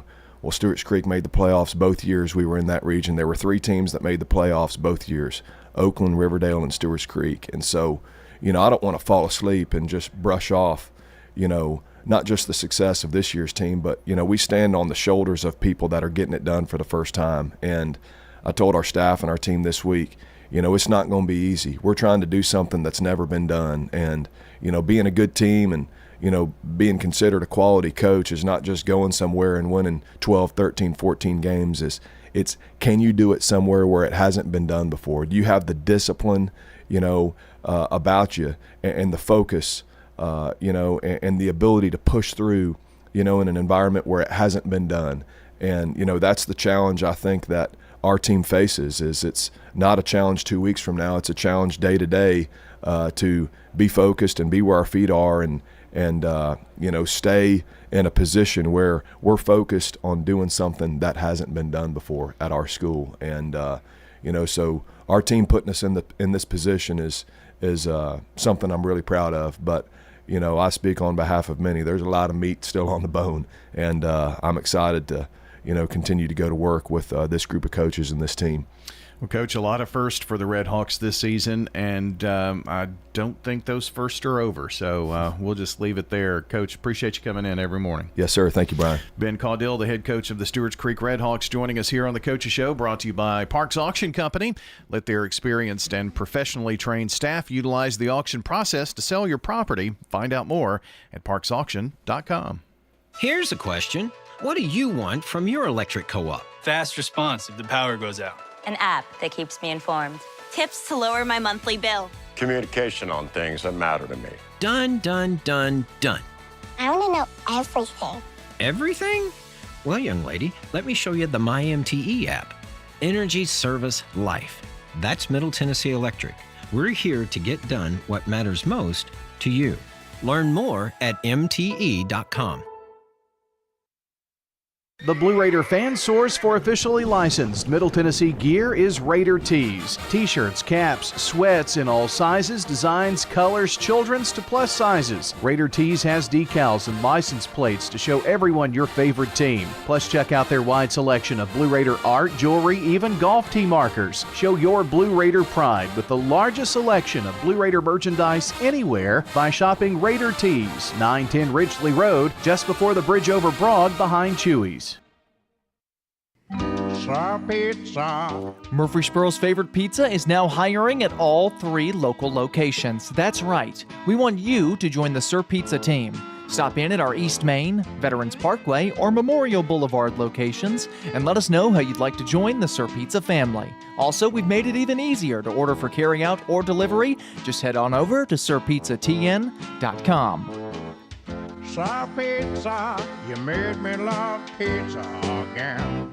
Rely on the experienced professionals at Prentice Allsup Heating and Air. Whether it's the blazing heat of summer or the bitter cold of winter, let the Rheem Pro professionals at Prentice Allsup Heating and Air Conditioning on West College Street keep your home or business comfortable year-round. We service all major brands and in most cases offer same-day service. Call us today at 615-890-1311. Prentice Allsup Heating and Air, your Rheem Pro partner heating and cooling contractor on West College Street, just under the Thompson Lane overpass.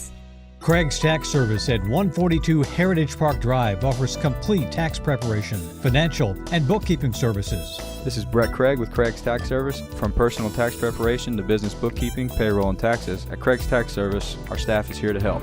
Get help with your taxes. Call 890-2233 for an appointment. As a former Siegel Star football player, I know the importance of the high school sports experience. Good luck to all county student athletes. Craig's Tax Service, 890-2233. The Prentice Allsup Heating and Air Coaches Corner, fueled by Donut Country and McDonald's Murfreesboro on FM 101.9 and AM 1450 Murfreesboro, FM 100.5 Smyrna, and streaming at wgnssports.com. The Coach's Show is brought to you by J. Mullins Jewelry, family-owned and operated business treating clients like family since 1938. Jewelry design, repair, and a wide selection of great jewelry pieces. MullinsJewelry.com online. Since I found out from Brian Guthrie that I was going to have the honor of talking to the assistant head coach, Doug Argo, this morning, I've been preparing. I've got all kinds of notes. Doug, it's that's scary.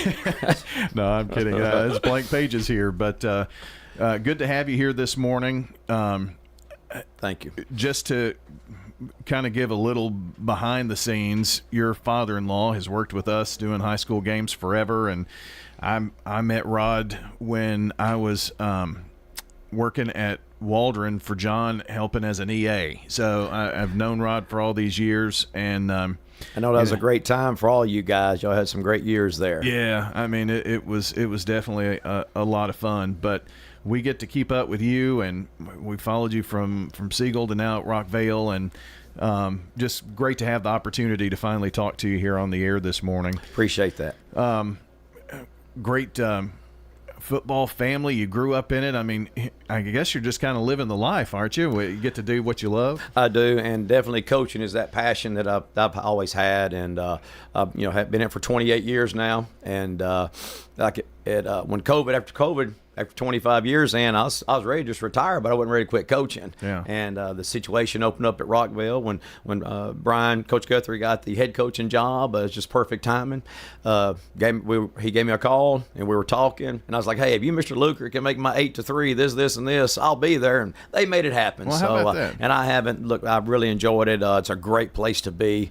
Rockvale is a wonderful community, and everybody knows that about them. And Mr. Luker and his administration, they love Rockvale, and it's really a great place. So I'm enjoying being there, and we're going to try to keep this thing going and get it better and where we want it to be. Yeah, your son and my daughter graduated at Siegel the same year, and so that was right after that COVID time, and it's a lot of people looking at reflection and all, and then Brian also had a little something to do with having you over at Rockvale too. I'm sure there was a phone call or two. Yes, absolutely. Yes, it was. And like I said, I'm glad it worked out because I really enjoyed it. When you get around guys who you've spent so many hours with, I mean, it's not like you were going into a situation that you didn't really know what it was going to be, because you knew the guys that were there. And that helped because, 2 or 3 of the guys had been at Siegel one way or another. And, of course, Crane was a player there. And then with Coach Eberly and Gut, coaching there before, me knowing them through that capacity. And a lot of people don't know, but Brian Guthrie and I went to high school together. His dad was our head football coach back at Gibson County High School back in the day. And so, we go back a long ways. Yeah, I would have thought that Gut would have been a whole lot older than you. But anyway. I'm actually 3. I was a senior his freshman year, so that lets you know that age difference. So this year you kind of took on a little bit of an extended role, too, with the football program. And, I don't think people really appreciate what a head coach of a football team has to go through. And you've been around the game long enough to know. Right. And I'm with the undertaking of the turf project was a phenomenal undertaking, and there again, that shows how great Rockville community is to go out and fundraise for $1.7 million to put in a turf field. And we haven't even started a true culture yet. We only been in school 4 years at that time. This is year 5, and so to see that much support from the community and knowing how much time and effort Coach Guthrie put into that, it was just an enormous undertaking for him. And when we talked going in at the end of the school year, he said when we take over this role to just help him with other things behind the scenes, and with not as much X and O's, but definitely not the X's and O's as much, but just everything else that goes along with a football program. So I've tried to do my best there, and helps take some of that load off of him and the pressures there. Well, you mentioned the program being so young, and I also don't think that people appreciate the fact that when you open up a new school, you're given the barest of bare bones in terms of facilities. I mean, and to make improvements like turf, like a practice field, like all the things that it takes to go into it, and cramming how many players in a little locker room. I mean, those are some of the challenges that young programs have to go through. I mean, exactly. I mean, we're averaging 80 varsity football players, and in a 50 locker, technically a PE locker room that we've made to try to be as conducive as we can for football. We've extended one of the a training room and an equipment room to have room for all that type of football equipment, to suit up the guys. And but again, Mr. Luker's done everything he can to accommodate it, and we try to make sure our funds are used and put to the best ability that we can for our players. You've got to do those things to be competitive at the 6A level. No doubt. It's like throwing a program into the Sharks. Exactly. And I mean, like in our practice field, we were literally playing on gravel. There was gravel mixed in with the grass that was there.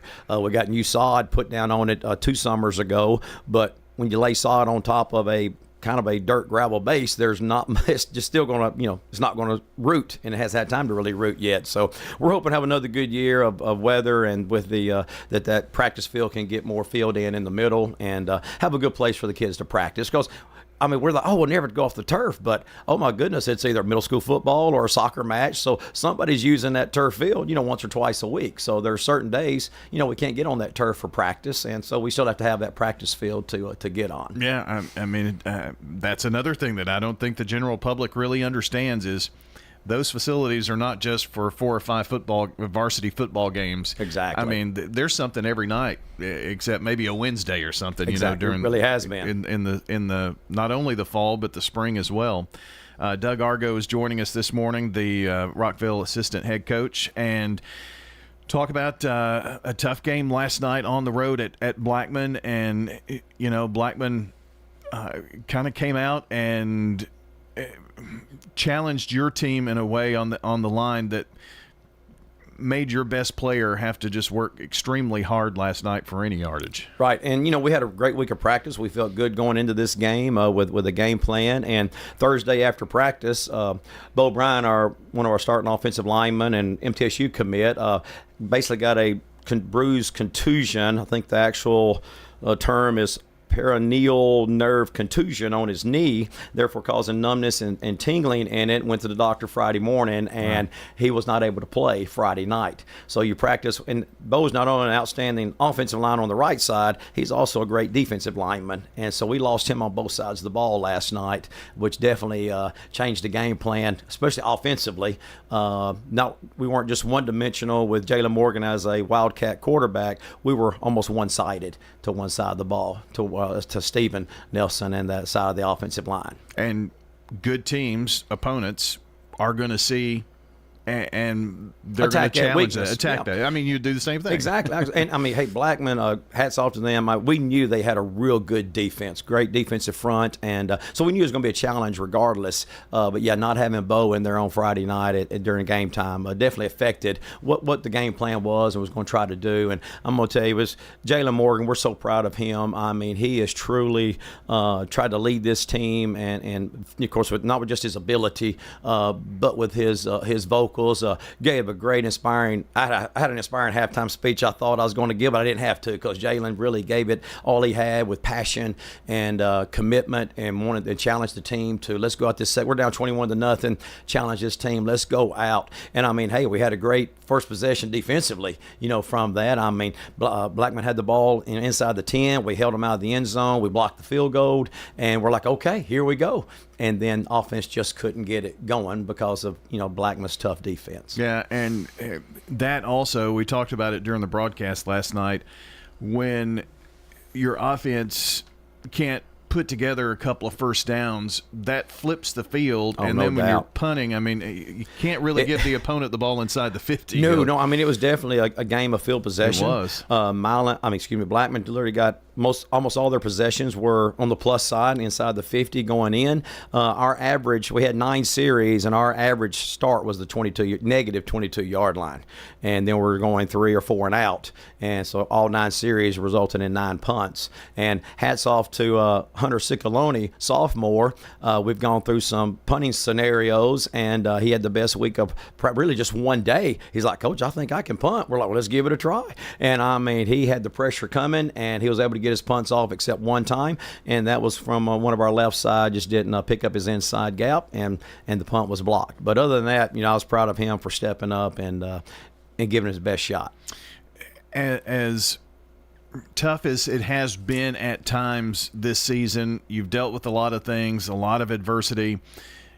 Here you still have a football team that has a chance to play for Week 11. And we've been preaching that since the Coffee County win. Going into Blackman, we're like, guys, forget where we are with records. Blackman's 4-4. We're where we are with our 2 wins. Blackman's 1-2 in the region. We're 1-2 in the region. Blackman lost to Oakland and Riverdale. We've lost to Oakland and Riverdale. We got 2 games ahead of us. We win one of them, we're in the playoffs. We win both, we're third in this region. And that's just to be the top 4 in this region, one of the best region in the state of Tennessee, says a lot. And we've been really trying to preach that and get the guys to realize there's still something to keep fighting for. And we feel like the majority of them still are. Yeah, well, you said it. Maybe one of the toughest, or if not the toughest 6A region, top to bottom, who you have to play every week, and then the opponents that you have to play, because nobody wants to play teams in this region, I mean, we started the year with Nolensville and Tullahoma for game 1. I mean, look at how good of a year they've had, and we were fine to do that. We love that competition. It lets you know where you are. And those 2 games, we lost one by 2 and one by 3. Lost the other one by 3 points. So, 5 points differential. It's a whole different season for us starting off with those 2 wins. Well, it is at Siegel on Friday night, and I'm sure that brings a little bit of emotion into the whole thing as well, since you and Brian and others spent so much time at Siegel. But with my years at Siegel, I was at Siegel Middle School for 7 years. So this group of juniors is my last group that I actually got to coach. And I think the world of those young men. We worked so hard to prepare them for, their high school career. And, I look forward to seeing them, how they developed each year, year after year. And it'll be fun for me to go back and watch them on film and see how they're developing. And but we're going to get after it. This is a rivalry.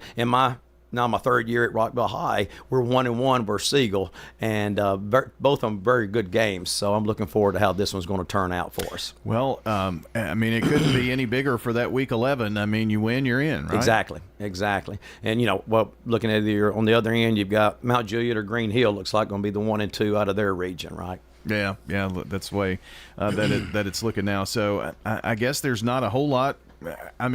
You've spent 10 weeks preaching and saying this and that and whatnot, and these guys probably know what it's going to be next They know Friday what's night. at stake. I mean, we've been preparing since back in January for this season, and all the adversity that we've gone through. It definitely develops character, and you definitely find yourself and who you are. And each day we're trying to teach these young men how to fight through adversity.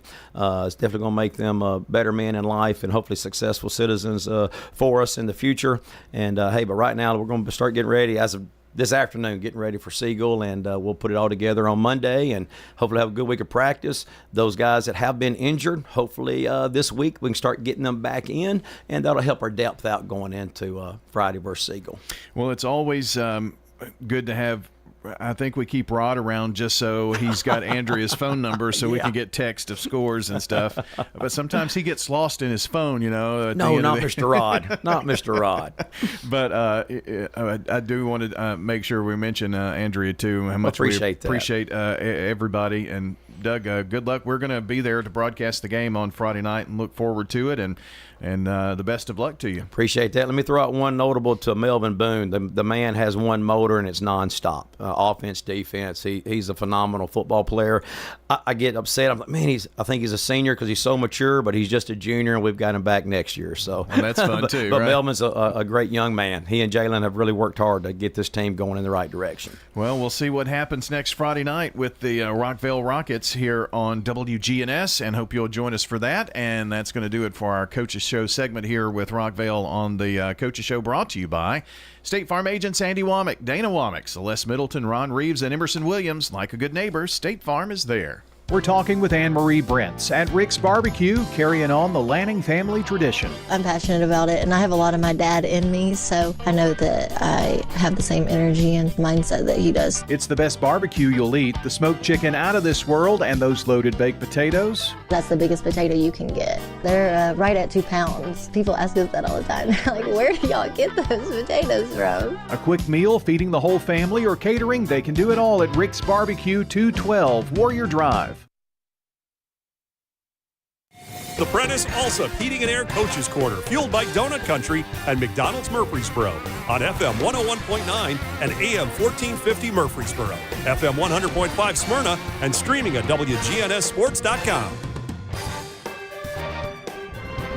The Coaches Show is brought to you by Dan France Concrete, a licensed and insured residential and commercial concrete construction contractor serving Middle Tennessee. That's Dan France Concrete. I'm Danny Brewer. Welcome back to the show. I'm extremely pleased now to be joined by Siegel football mastermind Adam Renshaw. Coach, how are you this morning? I'm good. I don't know about mastermind, but I appreciate that. Yeah, well, we're going to talk about mastermind here for just a second, because I know we talked, and I'm curious. I've been curious all week.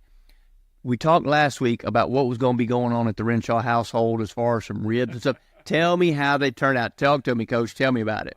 They turned out really well. We had 2 chickens on the smoker, and, all the ladies around the house really liked that. And, of course, my house is all daughters and wife and wife's friend, and me and the other guy, we really enjoyed the ribs. So, yeah, it was a good deal. Well, so the wife, as far as like the cooking, now does your wife do a lot of cooking too, or are you mostly the cooker? She's a much better cook than I even pretend to be. I don't even pretend to be. I fire up the smoker and try to find some piece of a pig usually to throw on there. Well, there you go, Coach. So what do we got on tap for today? Is there anything special going on today? Well, the weather's a little down, and my wife said she's wanting to do the cooking today. So yeah, we're probably going to take Saturday off. So you're calling an audible and you're handing the ball off this Saturday. That's it. And I got work to do. Okay, Coach. All right. So let's talk a little bit about last night's game. Didn't necessarily go the way you wanted it to, but tell me a little bit about it. Yeah, we I thought defense played pretty good, made some big plays, but in tackles in space, we just gave them a short field 3 times, and really that's the difference in the ball game. We made it easy on them. So when you think about Riverdale and just your evaluation of them, I mean, they're pretty dang good. So talk a little bit about what they do that impresses you. I think they cover a lot of grass defensively. One of the things we try to do is we try to attack those areas of the field that maybe systematically a team is weak. Man, they're just long. They cover a lot of the grass, and it make it hard to to fit the ball in those windows in the passing game, make it hard to find seams in the running game. So, Coach, let's talk a little bit about offense. And you've had some injuries. You've got some kids back now, or most of your kids back now on offense for the skill players. We're kind of, this week we felt like we kind of had everything in order. We were excited about the game plan. Just, we just didn't execute it too well.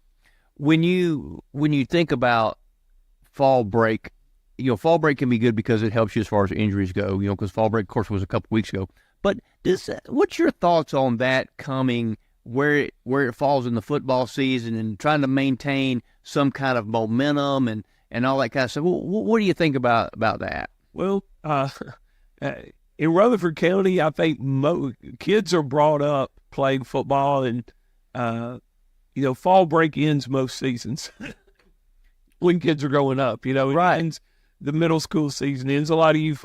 So I think a lot of kids are and if you look at all the other sports seasons in the fall, they usually end at fall break. And so, we try to teach our kids, varsity football players, good varsity football is played beyond fall break. And so we work hard at that. And I think our kids have worked really hard through fall break and afterwards. We just, luck of the draw, we have some tough teams after fall break. So, I don't know. I've been at places where there's a 2-week fall break. So imagine that on a football team. Wow. Yeah, and that could be really, really difficult. But, I think, you got to be careful with fall break because there's a lot of families that are working really hard. I look at the families on our football team. Our parents work really hard to support their kids, and they get to fall break, and everybody's just kind of ready to shut it down just a little bit and get a little bit of a break. And so I think you got to work hard as a football coach to make sure you manage that situation correctly and transition it into a positive for your football team. Because I know that some of the games, last week were maybe a little sloppy. As far as I know, the game that I was at was definitely sloppy, and a couple of other games I know had lots of penalties and things like that. And I didn't know if being, kind of hitting the pause button there, how that affected things. Of course, I guess you never know, and it can be different from year to year. I think it's a great point. I thought we played one of our best games of the year, though, coming out of it and going into Beach. I think our kids handled it really well. I think our program handled it really well. So, but I've seen years where teams do. They shut it down after fall break. And, and that's one thing I'll say about our kids and our program right now. Our kids have fought really hard and played really hard all year long. And, even when we have some execution issues, man, our kids have not backed up one little bit from playing hard and practicing hard and giving us their attention and doing the things we ask them to. Our theme for the season's been quality men, and I really feel like that's what we got on our football team. So when we're talking about quality men, Coach, as far as offensively speaking, we're going to talk offense first, then we're going to talk defense. Offensively speaking, who's been kind of your bell cow? Who are kids that have impressed you with what they've been able to do as far as maybe not necessarily statistically, but as far as improvement and things like that? Well, the kid that makes plays every ball game is Drew Hostetler. He has been consistent. Consistently, he makes a big play every football game. And, I think that's probably really the place we're at offensively. We need that explosive play in the ball game to help us. When we get behind the sticks or when something happens, a lot of programs, they got the guy they know they're going to, or maybe two or three. And I think Drew Hostetler has been that guy for us, a deep ball, a post route, or something. He's made some plays. We just got to find a way to develop that more, maybe get that in other spots. We need that in the running game a little bit. We need that in the slot in the middle of the field a little bit. And so, but there's no doubt. Now, if you watch the film on Hostetler this year, he's made some really amazing plays. And, he's a two-sport kid, really great baseball player. And, he played defense last night and played and did a great job. And so, I think he's been someone that really cares about the football program and has really worked hard to try and get better every week. And like I said, you see him make a big play every week. When we talk about, you mentioned he's a baseball player, the trend these days has been kids don't play multiple sports. I know, when I was in school eons ago, if you had a good athlete, he played everything. He played everything. What's your thoughts on multiple sport athletes as far as, do you think it's good for kids to play more than one sport, or what's your thoughts on that? Well, we're lucky at Siegel. Number one, we got a great baseball coach, Craig Revis, who does a phenomenal job year-round with his kids, but he encourages them to play football. He wants them in the weight room. If you look, and they're all juniors, and I'm really excited about them coming back, but if you look at 3 of the 4 starters on offense, they're baseball players. If you look at a really great senior of ours, Kevin Inslee, he's played baseball every year, and Kevin is a big part of what we do on both sides of the ball, and he plays baseball. And so I do think we're a little unique at Siegel High School. I think you got a staff that supports one another and encourages them to play all the sports. And, that is tough. We have to acknowledge, in every sport except football, kids who get their scholarships kind of get them through club or travel or things along those lines. Right. And so, you really have to communicate well. You really have to have a great relationship with those kids and those parents and understand what's going on the schedule. So, you're getting better at football, but you're also maximizing at kids' opportunities. Absolutely right, Coach. So let's talk about maximizing on defense. Talk about your defense a little bit.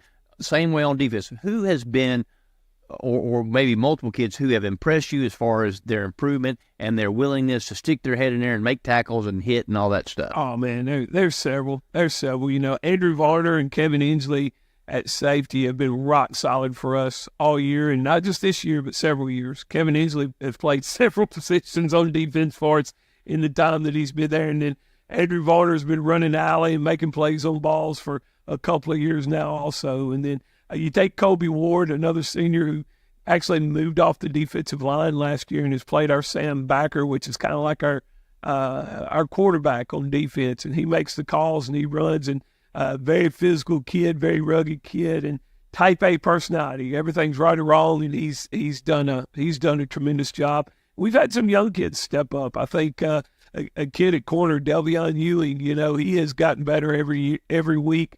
And, man, he gives us fits at practice offensively. We can't throw against him, and he competes every day at practice and gets better. And Jesse Beverly is a senior up front defensively. It's made a few plays for us and really fights hard. He's an undersized guy, but he plays really hard. And Braden Graves had a big sack in the game last night and against Riverdale. And, just the effort and level at which they work defensively. And Coach Smith pushes those guys really, really hard. And, I was really proud of their effort last night. I wished we'd had a better offensive effort to give them a chance. Coach, last week of the season, home game, host Rockvale.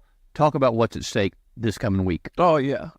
Number one, I think, with us being kind of the 2 newest schools in the county, there's a little bit of a rivalry there. And a lot of their coaches coached at Siegel, and they're good friends of ours, and they're great people.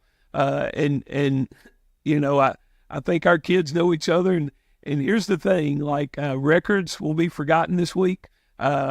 We've had, I think both of us wanted to have better win-loss records at this point, but I guarantee you Rockville ain't going to worry about any of that this week.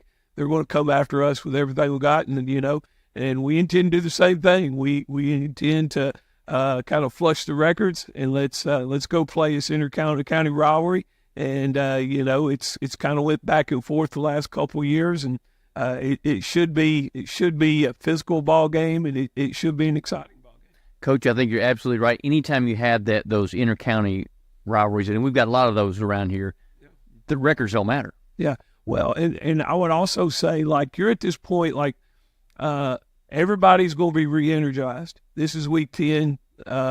Your seniors are starting to say, hey, this is about the end. Your young guys are saying, hey, wait, we need to finish this thing right going into next year. I think coaches realize, hey, I'm going to give these kids everything I got this week. And I think you have a lot of dynamics in a week 11 football game. No matter what the records are, it's a big deal. Coach, we appreciate your time. We certainly wish you the best of luck. The stars are shining over there, partly because of Adam Renshaw. Coach, appreciate your time. Wish you the best of luck. Thank you. The Coach's Show is brought to you by Rick's Barbecue, serving up the best smoked barbecue ribs and many local favorites on Warrior Drive. locally operated by Anne Marie Brents and the Lanning family. Each team knows which play will be the winning move. I'm good neighbor State Farm agent Dana Womack, and I'd love the opportunity to talk to you about combining your home and auto insurance. Call me at 615-900-0877 to make the winning move that can save you time and money. With the service you get from State Farm, you might think our car insurance costs more. I'm State Farm agent Ron Reeves. Give me a call at 615-873-1700 and let me show you. With discounts up to 40%, you may find it even costs less. This is Primetime Sports, WGNS Murfreesboro, on FM 101.9 and AM 1450 Murfreesboro, FM 100.5 Smyrna, and streaming at wgnssports.com. The Prentice Allsup Heating and Air Coaches Corner, fueled by Donut Country and McDonald's Murfreesboro, on FM 101.9 and AM 1450 Murfreesboro, FM 100.5 Smyrna, and streaming at wgnssports.com. The Coach's Show is brought to you by Sir Pizza, whose 3 Murfreesboro locations offer a huge selection of mouth-watering pizzas, sandwiches, pastas, and wings. Order your favorite pizza online at sirpizzatn.com. I'm Danny Brewer. I'm extremely pleased now to be joined by the Floyd Walker of Eagleville. Coach, how are you this morning? Hey, man, look here. You got my go-to thing, man, talking about Sir Pizza. All right? I'm giving free advertisement today. I'm probably going to hit Sir Pizza and Slick Pig today. There you go. That boy pull the old double, huh? Exactly. I'm hoping to pull a double, too, only at Keeneland. Oh, hell, the late double. All right. So, Coach, before we get started, I want to talk about something, and I don't know if people realize this, but, you were an assistant coach at MTSU for quite some time. Played there. I know you don't like to talk about this, but fantastic player there. Great high school player, had a great career at MTSU as well. But the thing is, on the sidelines at MTSU, when you were an assistant coach, you signaled in the plays, right? Right. Okay. So what I want to know is, because I was there for a lot of those games, the moves, the dance moves that you put on when you signal in place. Did you choreograph those, or was that something that someone else orchestrated? I think it all started with Steve Bird, maybe. Because Steve, before I started doing it, Steve Bird was signaling them in, and I just kind of picked up on what he was doing and probably ad-libbed a little bit more as we kept building the offense and adding things to it. But that's a long time ago, so I really don't remember. We're gonna change subjects. I've heard more stories about that in that red jacket, so we're not going back in time. Okay, Coach. Well, let's talk about last night's game. Huge win for Eagleville on the road at Richland, 26-7. How about it, Coach? It was a really, really fun night. To watch our kids perform last night. I thought our kids really, really had a blast playing with one another, competing against Richland. It didn't start off the way we wanted it to. I think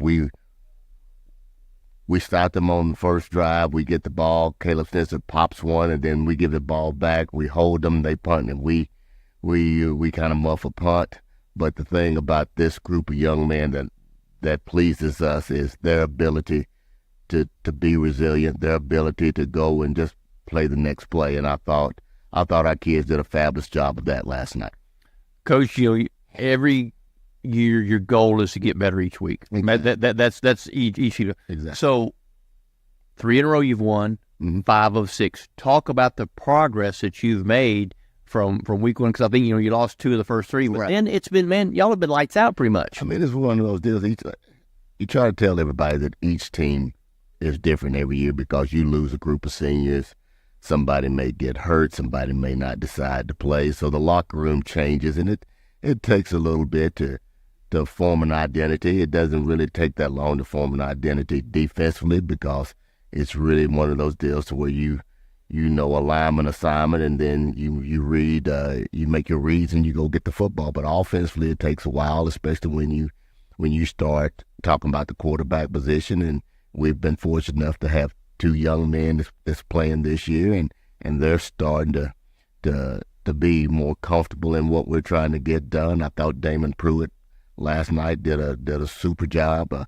He'll even tell you he probably played his best football.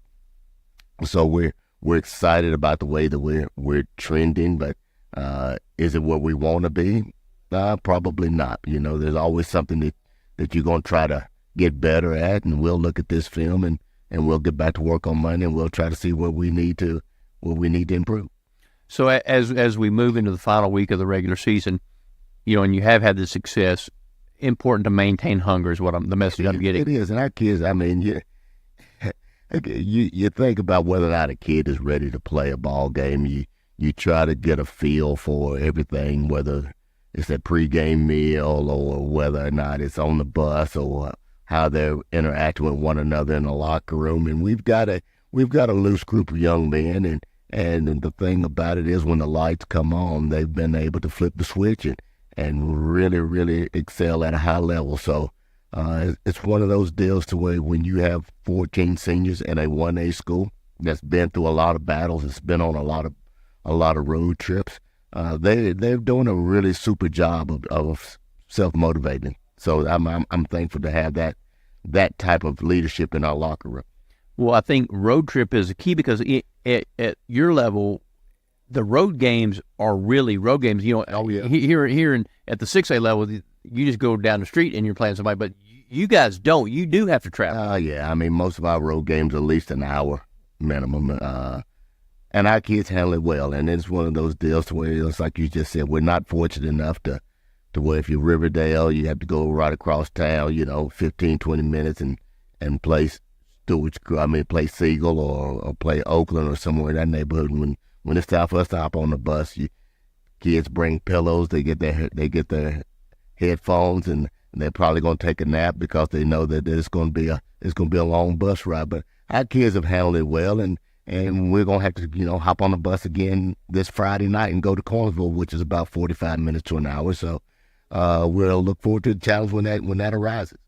Well, before we talk about Cornersville, let's talk about last night and a kid that you talk about playing at a high level. Caleb Snitzer, 17 carries, 198 yards, 2 touchdowns. How about that night that kid had? He's done it all year long.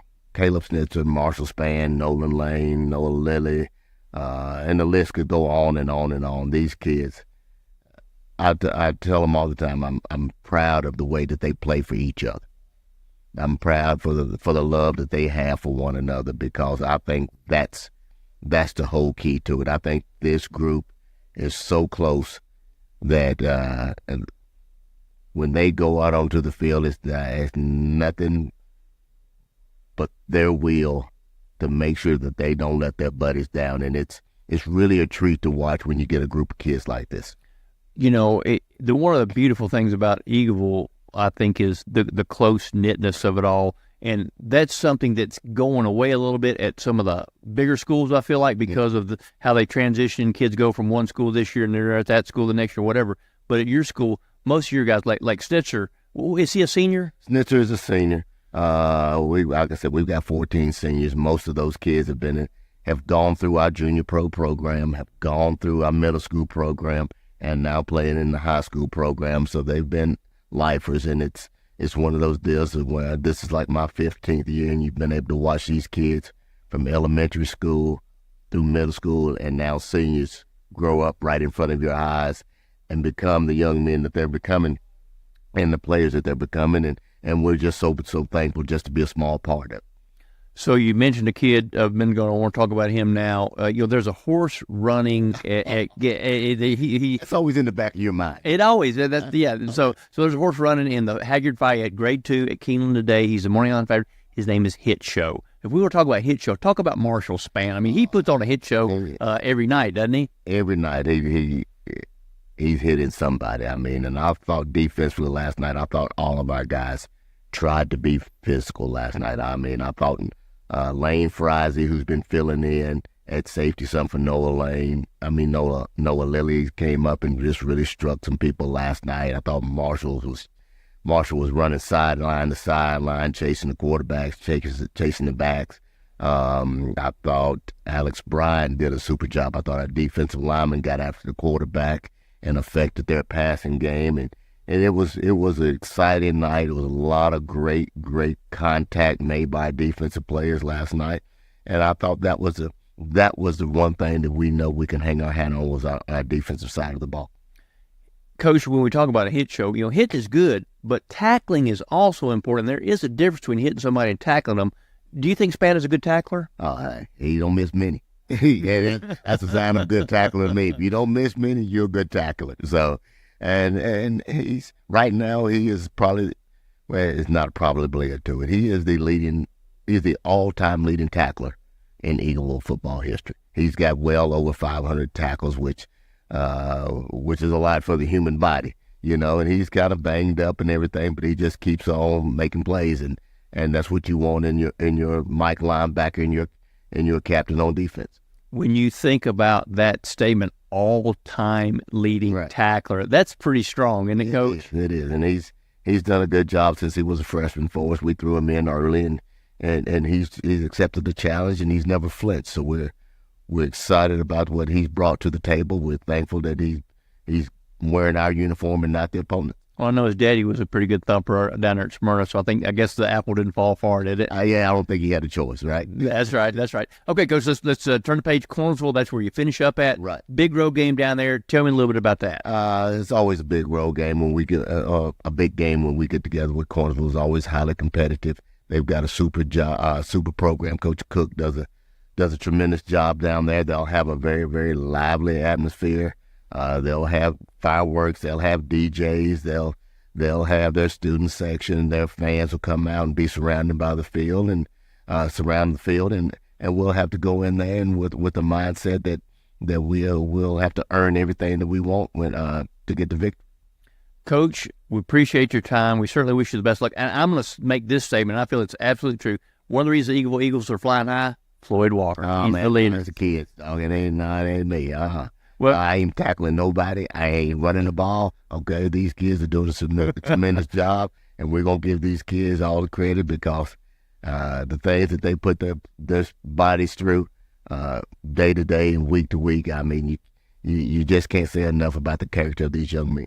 Fantastic, Coach. Appreciate your time. Wish you the best of luck this coming week. Thank you, Danny. Appreciate it. The Coaches Show is brought to you by Dr. Automotive, the cure for your car. Professional auto repair and maintenance from ASE certified mechanics and master mechanics. Check them out online at autorepairsmyrna.com. Hi, I'm Lakin Gilman, a mortgage loan originator with First Mortgage, a department of First National Bank of Middle Tennessee. Whether you're buying a new home or refinancing, I'm here to guide you every step of the way. With competitive rates and personal service, let me turn your homeownership dreams into reality. Visit my website, lakinhibden.com, or come by my office at 322 North Front Street, located in downtown Murfreesboro, and let's get started. First National Bank of Middle Tennessee. We show up for you. Member FDIC, Equal Housing Lender, NMLS 401715. It's time to talk MTCS Sports. It's Cougar Corner, fueled by Donut Country and McDonald's Murfreesboro. Presented by Tennessee Orthopedic Alliance. TOA. Live your best life. Online at TOA.com. We're joined by Middle Tennessee Christian School coaches to talk about their most recent games and their upcoming opponents. It's time to talk orange and white on MTCS Cougar Corner. Welcome back. I'm Danny Brewer. I am extremely pleased now to be joined by Middle Tennessee Christian School head football coach Christian Peterson. Coach Peterson, how are you this morning? I'm good. How you doing? I'm doing quite well. You know, when we think about it, it's another great fall day, and we got a little rain this morning, which we needed. But it's going to be another wonderful day, and it's a great day in the neighborhood, right? Absolutely. Okay, so let's talk. We'll start by talking about last night's game. Crosstown rival. Didn't necessarily go the way you wanted to, but tell me a little bit about what happened. Oh, yeah. I mean, I thought we did some good things. The problem is we got behind the chains a few times. Just couldn't quite capture the momentum when the opportunity came up. And, you get in those games, and if that snowball starts going against you, sometimes it's hard to stop it. And, I feel like the momentum just kind of got away from us a little bit, and then we started trying to do too much, and as soon as you start doing things that aren't what your job is, and that's coaches, players, everybody, it can just kind of make it worse. And so it's one of those deals where our youth kind of reared its head. And, again, it really seemed like every time we'd get a big play or a first down, there'd be a holding call or something that put us back behind the chains. And, last night we weren't good enough to dig ourselves out of those holes. And, we've got to be better. We got to be a little more consistent, and we just got to keep working. Down big early, I think they scored. I think maybe the first they put 27 points up in the first half. So down big early, that kind of contributes to that snowball effect, and then the penalties and all that stuff kind of greatly contributes to it. Yeah, I mean, I thought our defense played well early. We put them in a bad spot. Felt pretty good about a fourth down play call, and credit to them. They shifted into a different look and confused us a little bit up front, and got the ball in a short field. They kicked a couple field goals early. Then we had two busted coverages that led to some scores. It's just, again, two young guys that, one of them made a check, the other one didn't hear him. So you've got one playing zone and one playing man, and that's never a great situation. And so, I thought we kind of settled down after that and had a good drive right before the half, and came out in the second half, had a good drive going again, got behind the chains, and if we could have punched that one in, I think that really kind of opens the game back up for us. We had some opportunities to make it a game, and just didn't capitalize on those. And but kind of one of those deals where we'll go back, watch the film. There's some plays there that you look at it and go, man, we're one block away. It's instead of a 1 yard gain, like we might house it. Like everything's blocked up, and one guy gets beat across face, and now all of a sudden, it looks like a terrible play. And it's like, man, it was right there. Like we're so close to breaking it, and we're kind of the story of the season. We're shuffling guys around, moving guys around. Seems like every week somebody else is out, and I think our kids are still fighting. They're still playing hard. It's just one of those things where the pendulum kind of swung the opposite direction this year. Last year we were able to stay pretty healthy all year. We were able to roll out the same 11 on offense and defense and kind of build some continuity. And this year I don't know that I've started the same 5 up front for back-to-back games. Like, we've had to shuffle guys around every single game. Same thing on defense and, in the backfield, all those things where, with a young team, you generally try and keep them in one, maybe a second position. And I have some linemen that have played 4 different spots this year as sophomores, and, that's tough on them. But again, they've improved throughout the year. I think the future is very bright. I think, if you're a team that got us this year, you better enjoy it, because I think, we're coming. We're young and we're really talented. I think I think the future is still the brightest it's ever been at MTCS. And again, like, if you're going to get us, you better get us now, because you're not going to get us in the future. Well, Coach, I think that's one of the, like you said, talk about encouraging. When you think about young talent and sophomores that having to play multiple positions, all that stuff, it's just building blocks for success. Yeah, no doubt about it. I mean, when you look at it, we're going to go into next year with sophomores that have played over 10 games. We're going to go with freshmen that have played over 10 games. And, that's just going to help them next year and the year after. And, our junior group is a gritty group. I really like that group too. And so, you really look at it and go, man, like, we're set up to turn this thing around and really start stacking some wins and start putting it on people. Right now we're just probably a year away. We need to use these next couple of weeks. We got to go beat Ezel on Friday, get ourselves a home playoff game, and then, kind of roll the ball out and see what happens. Once you get to the postseason, throw all the records out, everything else, it's just about that one game. And, end the season the right way, go and be as successful as we possibly can be. And, then after that, we'll get into the off season, have a really good off season, and then we start turning the tables.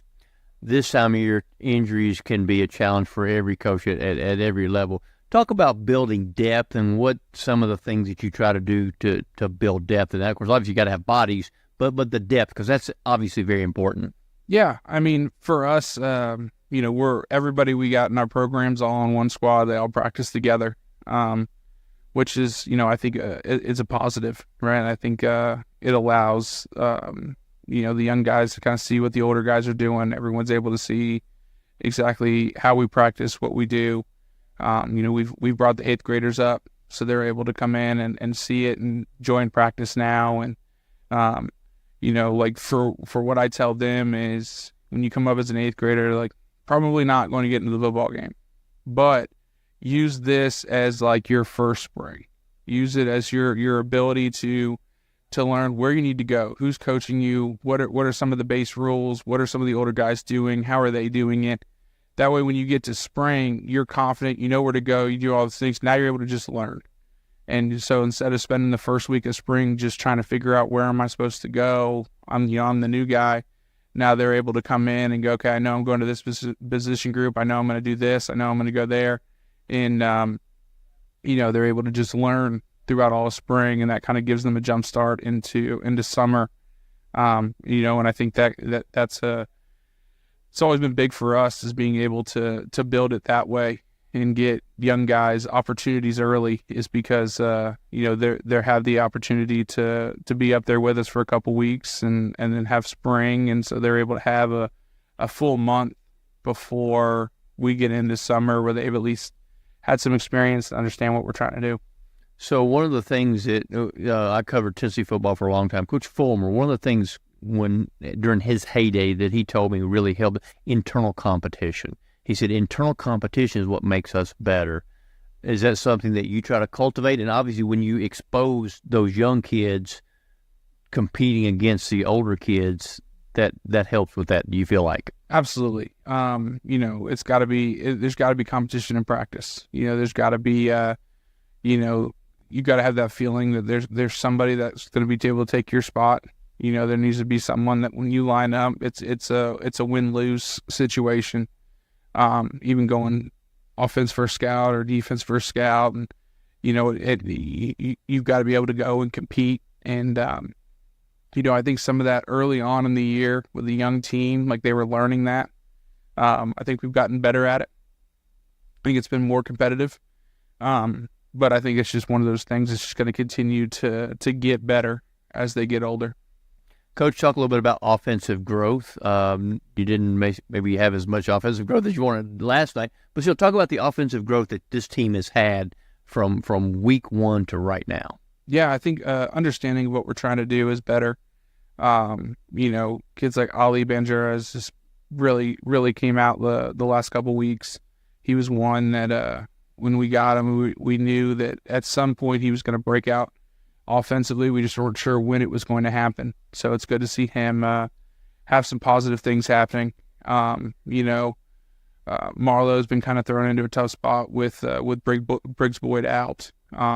It's one of those things where he's uber talented and can make all the throws. It's just he's a freshman trying to go through reads, and right now the game's just happening a little fast for him. But he launched one. I think he was about 70 yards in the air last night. He's got a rocket launcher attached to his body, and for him, it's just about getting consistent with his steps, getting consistent with how his body's moving, things like that. Shy Murphy has taken huge strides from last year to this year. He's going to be a really good player for us. Then up front, Ben Hale is getting better. He's the next big one. He's about 6'4", 300. And he's they're all different, right? So we had a Larry Watson who went to Arkansas State, you have Jesse Perry at Tennessee, and Ben's kind of the next one, and they're all 3 completely different players. And so for him, it's about understanding, don't try and be Jesse. Go be the best Ben Hale you can be. And what you're better at. You might be better at things than Jesse was, but there's some things that Jesse was better at than you are. And so it's about just continuing to get more flexible. Get stronger. You're still only a sophomore, and the one that probably took the biggest steps this year is Jacob Cruz, sophomore guard for us. He was out last night, but watching him from week 1 to the Kings game, he's really taken some huge strides, and I'm really excited about his future. I think he's going to be a really good football player for us.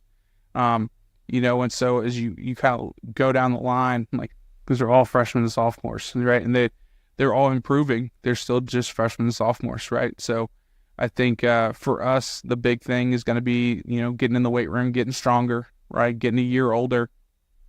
Jason Spray kind of talks about it all the time, is the workload. The workload for a 14-year-old is different from a 15-year-old. The workload for a 16-year-old is different from an 18-year-old.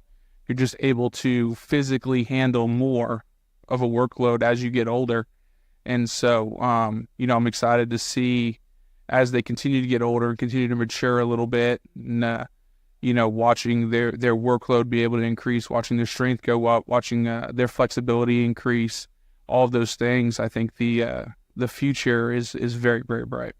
Coach, when you talk about all this stuff, the thing that comes to mind for me is understanding your players, understanding your team, and recognizing what kind of buttons you push, because it's different for every player, right? Yeah, no doubt. You can't coach every kid the same way. Some of them you got to love them up and stay real positive. Some of them you got to get on them a little bit. When I played, I was one of you had to kind of get on a little bit. I was that guy. Like, you used to love me up and told me I was great all the time, I probably wouldn't have practiced very hard.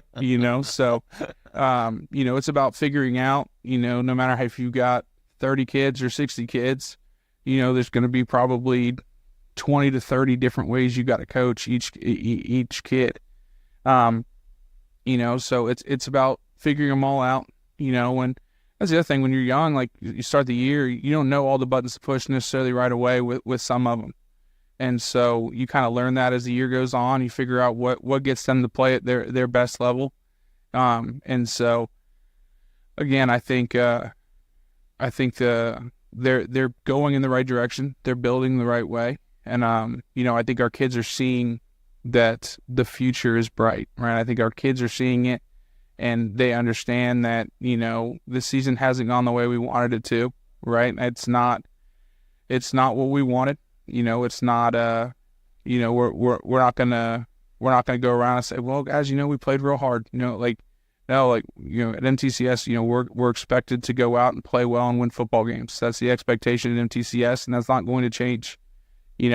At the same time, understanding that, like, we are young, and so the season's not over. We got to go get better, because most of our team is going to play again in the future next year, and most of our team is going to play again the following year.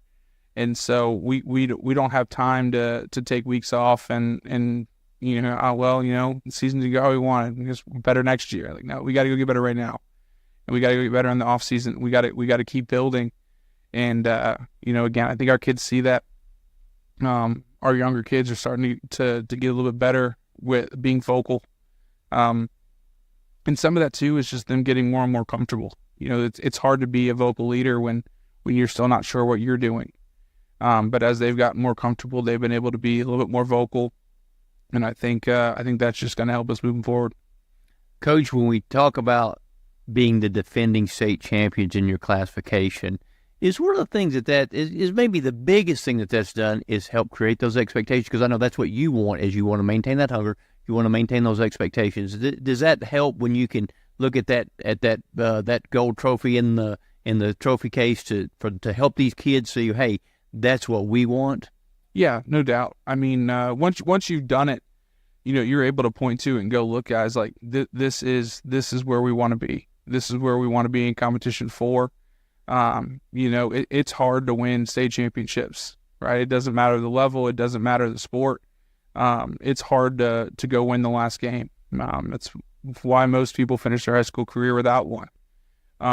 But once you've won one, you're able to kind of have that goal and that mindset, and it becomes a reality. It becomes something that's obtainable. When you've never won one, sometimes it's hard to see the finish line. And we've been very lucky that we were able to get there. Again, we stayed healthy. We had some things bounce our way, and if you're going to win a state title, that's what has to happen. It's every team that's won a state title has a little bit of luck involved. But you've got to put yourself in position to be lucky, right? And I think there are ways to get yourself in position to have a better shot at being lucky. And I think again, like I think our kids notice and can see that, we were very senior heavy last year, and we were able to win a state title. This year, I, again, love my seniors. I think they've done a great job. I've asked a lot of them. There's just only 4 of them, and so, my challenge to them was, make sure that we keep leading and we keep practicing hard. And that way, when you come back and next year and the year after, you can go, look, I know my senior year wasn't what I wanted it to be, but I helped lay the groundwork for this, right? I was able to be a part of something special. I was able to win a ring. I was able to be a state champion. And then I helped the young guys make sure that they stayed on that right path so they can go and experience the same thing. And again, I have full confidence that they're going to do that. I again love my senior group. I think they're a great group of kids. They were freshmen when I first got here from Florida, so it's always a little different when it's your first class that you've had for 4 years. And again, love those kids. Couldn't ask more of them. Again, they've done everything I've asked of them. I wish there was a couple more of them, but again, just a really good group of kids, and I think we're going to finish this thing out the right way. Ezel Harding this coming week. Talk a little bit about that. What needs to happen, Coach? Yeah, super athletic team. Corey's done a good job. They played well on Friday, and we're just gonna have to come out and play a good football game. And again, I think we can't ride the emotional roller coaster that happens within a football game, right? Like we can't let the outside noise affect us. You can't let one play dictate the next play. You can't let flags dictate your emotions. You got to just go out and do your job consistently. And if we do that, we're going to be okay. We're going to have an opportunity to go out and give ourselves a chance here in this last one. We win this one, we get to play at home in the playoff game, which is, always a good thing. And, once you get into the postseason, you just kind of roll the ball out and see what happens. And you throw records out, and none of that matters anymore. It's just about that one game. And again, I think we're talented enough that if we can put it together, we can play with them. And but we're young enough that if we allow the emotional roller coaster to kind of take over, then we're going to ride that emotional roller coaster, and we'll have ups and downs. And so I think we've handled it better throughout the year. But there's always some room for growth there. Coach, I think they define luck as opportunity meeting preparation, so I'm sure you're going to have them prepared. So hopefully you're going to have good luck. We certainly wish you the best of luck this week. Coach Christian Peterson with the Middle Tennessee Christian School Cougars. Appreciate it. Thanks, Coach. Middle Tennessee Christian School, training for eternity. We're going to be an educational institution that teach Bible every day. Every subject we teach, we're going to teach through a biblical perspective. In every aspect of our school, we're going to do it through a Christian perspective. MTCS President Matt Tiller. That also means that everything we do, we have to be excellent. We feel like Christ calls us to excellence. And so that means we have to be excellent academically. That means we have to be excellent athletically, because that's what God calls us to. It's a great place to be. Invest in your child's future in an environment that fosters Christ-centered values. To find out more, visit mtcscougars.org. Genesee Orthopedic Alliance takes great pride in treating local athletes here in Rutherford County. Here's Dr. Russell McKissick with TOA. We have a passion here for taking care of our athletes here in Rutherford County. We really do our best to take care of them. Experts in joint, bones, and muscles. Many years we've been taking care of athletes around here, and we've just picked up where Dr. John started, and we just keep going. TOA has a playbook that gets you back in the game. To request an appointment, visit TOA.com or call 855-NEED-TOA. Middle Tennessee Christian School, training for eternity. The large majority of our kids are involved in athletics or extracurricular activities, one or the other, and most are doing multiple activities. MTCS President Matt Tiller. And that's a great preparation for life. How many of us in our life are just doing one thing? So a well-rounded student is a huge deal. Invest in your child's future in a Christ-centered environment with many athletic and extracurricular choices. Without a doubt, our students have the opportunity to be involved in multiple activities. To find out more, visit mtcscougars.org. It's MTCS Cougar Corner, fueled by Donut Country and McDonald's Murfreesboro. Presented by Tennessee Orthopedic Alliance. TOA, live your best life. Online at TOA.com. On FM 101.9 and AM 1450 Murfreesboro, FM 100.5 Smyrna, and streaming at wgnssports.com. Welcome back as we close up MTCS Cougar Corner here for this Saturday morning. And it's been a big week for MTCS athletics. So let's take a look back at some of the things that has happened, of course, this week. And last weekend, got some basketball tipped off, if you will. Cross country still in action. And then PCA was a winner over the girls' middle school soccer team 5-1 back on Monday afternoon. And on Tuesday, the volleyball team dropped a 3-2 decision in the state's Final Four to Good Pasture. So fine season for the MTCS volleyball team, falling in the state's Final Four. And they've had some battles with Good Pasture this year, of course. And congrats to volleyball. We'll be talking about that here in a few weeks. Get a look back at the season. So look forward to that, of course, coming up as well. And it was after falling to Good Pasture and going to the losers bracket, it was North Point with a 3-1 win over MTCS volleyball. That's how the season came to an end there. But again, great season for the volleyball team. Middle school soccer, a 4-0 win over DCA. And on Friday, you had JV 5th and 6th grade boys basketball with a 29-12 victory over Thurman Francis, and the 5th and 6th grade team 60-16 over Thurman Francis.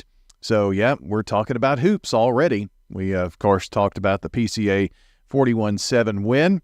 And these Cougars, man, so young, they are going to be great for years to come. So don't sleep on the Cougars for sure. The MTSC Middle School Invite is going on for swimming, so that is going on as we speak, along with the Mid-10 Cheer Classic, where the elementary and the cheer teams are taking part in that. On Monday, middle school soccer will host Ezel, girls and boys, and it is the cross-country Division II Single-A Middle Region Championship coming up this week. And more hoops to talk about. The 5th and 6th grade girls will host Thurman Francis on Tuesday. And on, that would be next Friday, the girls will host Warren County, boys too, the 5th and 6th grade teams. Of course, Friday night as well, Middle Tennessee Christian School football at Ezel Harding. We'll talk playoffs next Saturday morning as well, hopefully. So a lot going on with Middle Tennessee Christian School athletics. We're in that in-between time between the end of fall sports and the start of winter sports. So we'll have a lot to talk about here in the coming weeks here on Cougar Corner. Well, that will wrap us up here for the morning. MTCS Cougar Corner presented by Tennessee Orthopedic Alliance. Get back in the game with our friends at TOA. They will get you back healthy and better than ever. Tennessee Orthopedic Alliance. So for Danny Brewer this morning, for John Dinkins, and our producer Dalton Barrett, and all of the coaches who made their way in for not only MTCS Cougar Corner, but the Prentice Allsup Heating and Air Coaches Corner, we thank them for being here with us, and thank you for being with us here as well this morning, whether you heard it live, on demand at wgnssports.com and the podcast, or through our social platforms. Have a great Saturday. It's going to be a great weekend, so get out and enjoy. I'm Brian Barrett. So long, and we'll see you next Saturday morning for another MTCS Cougar Corner.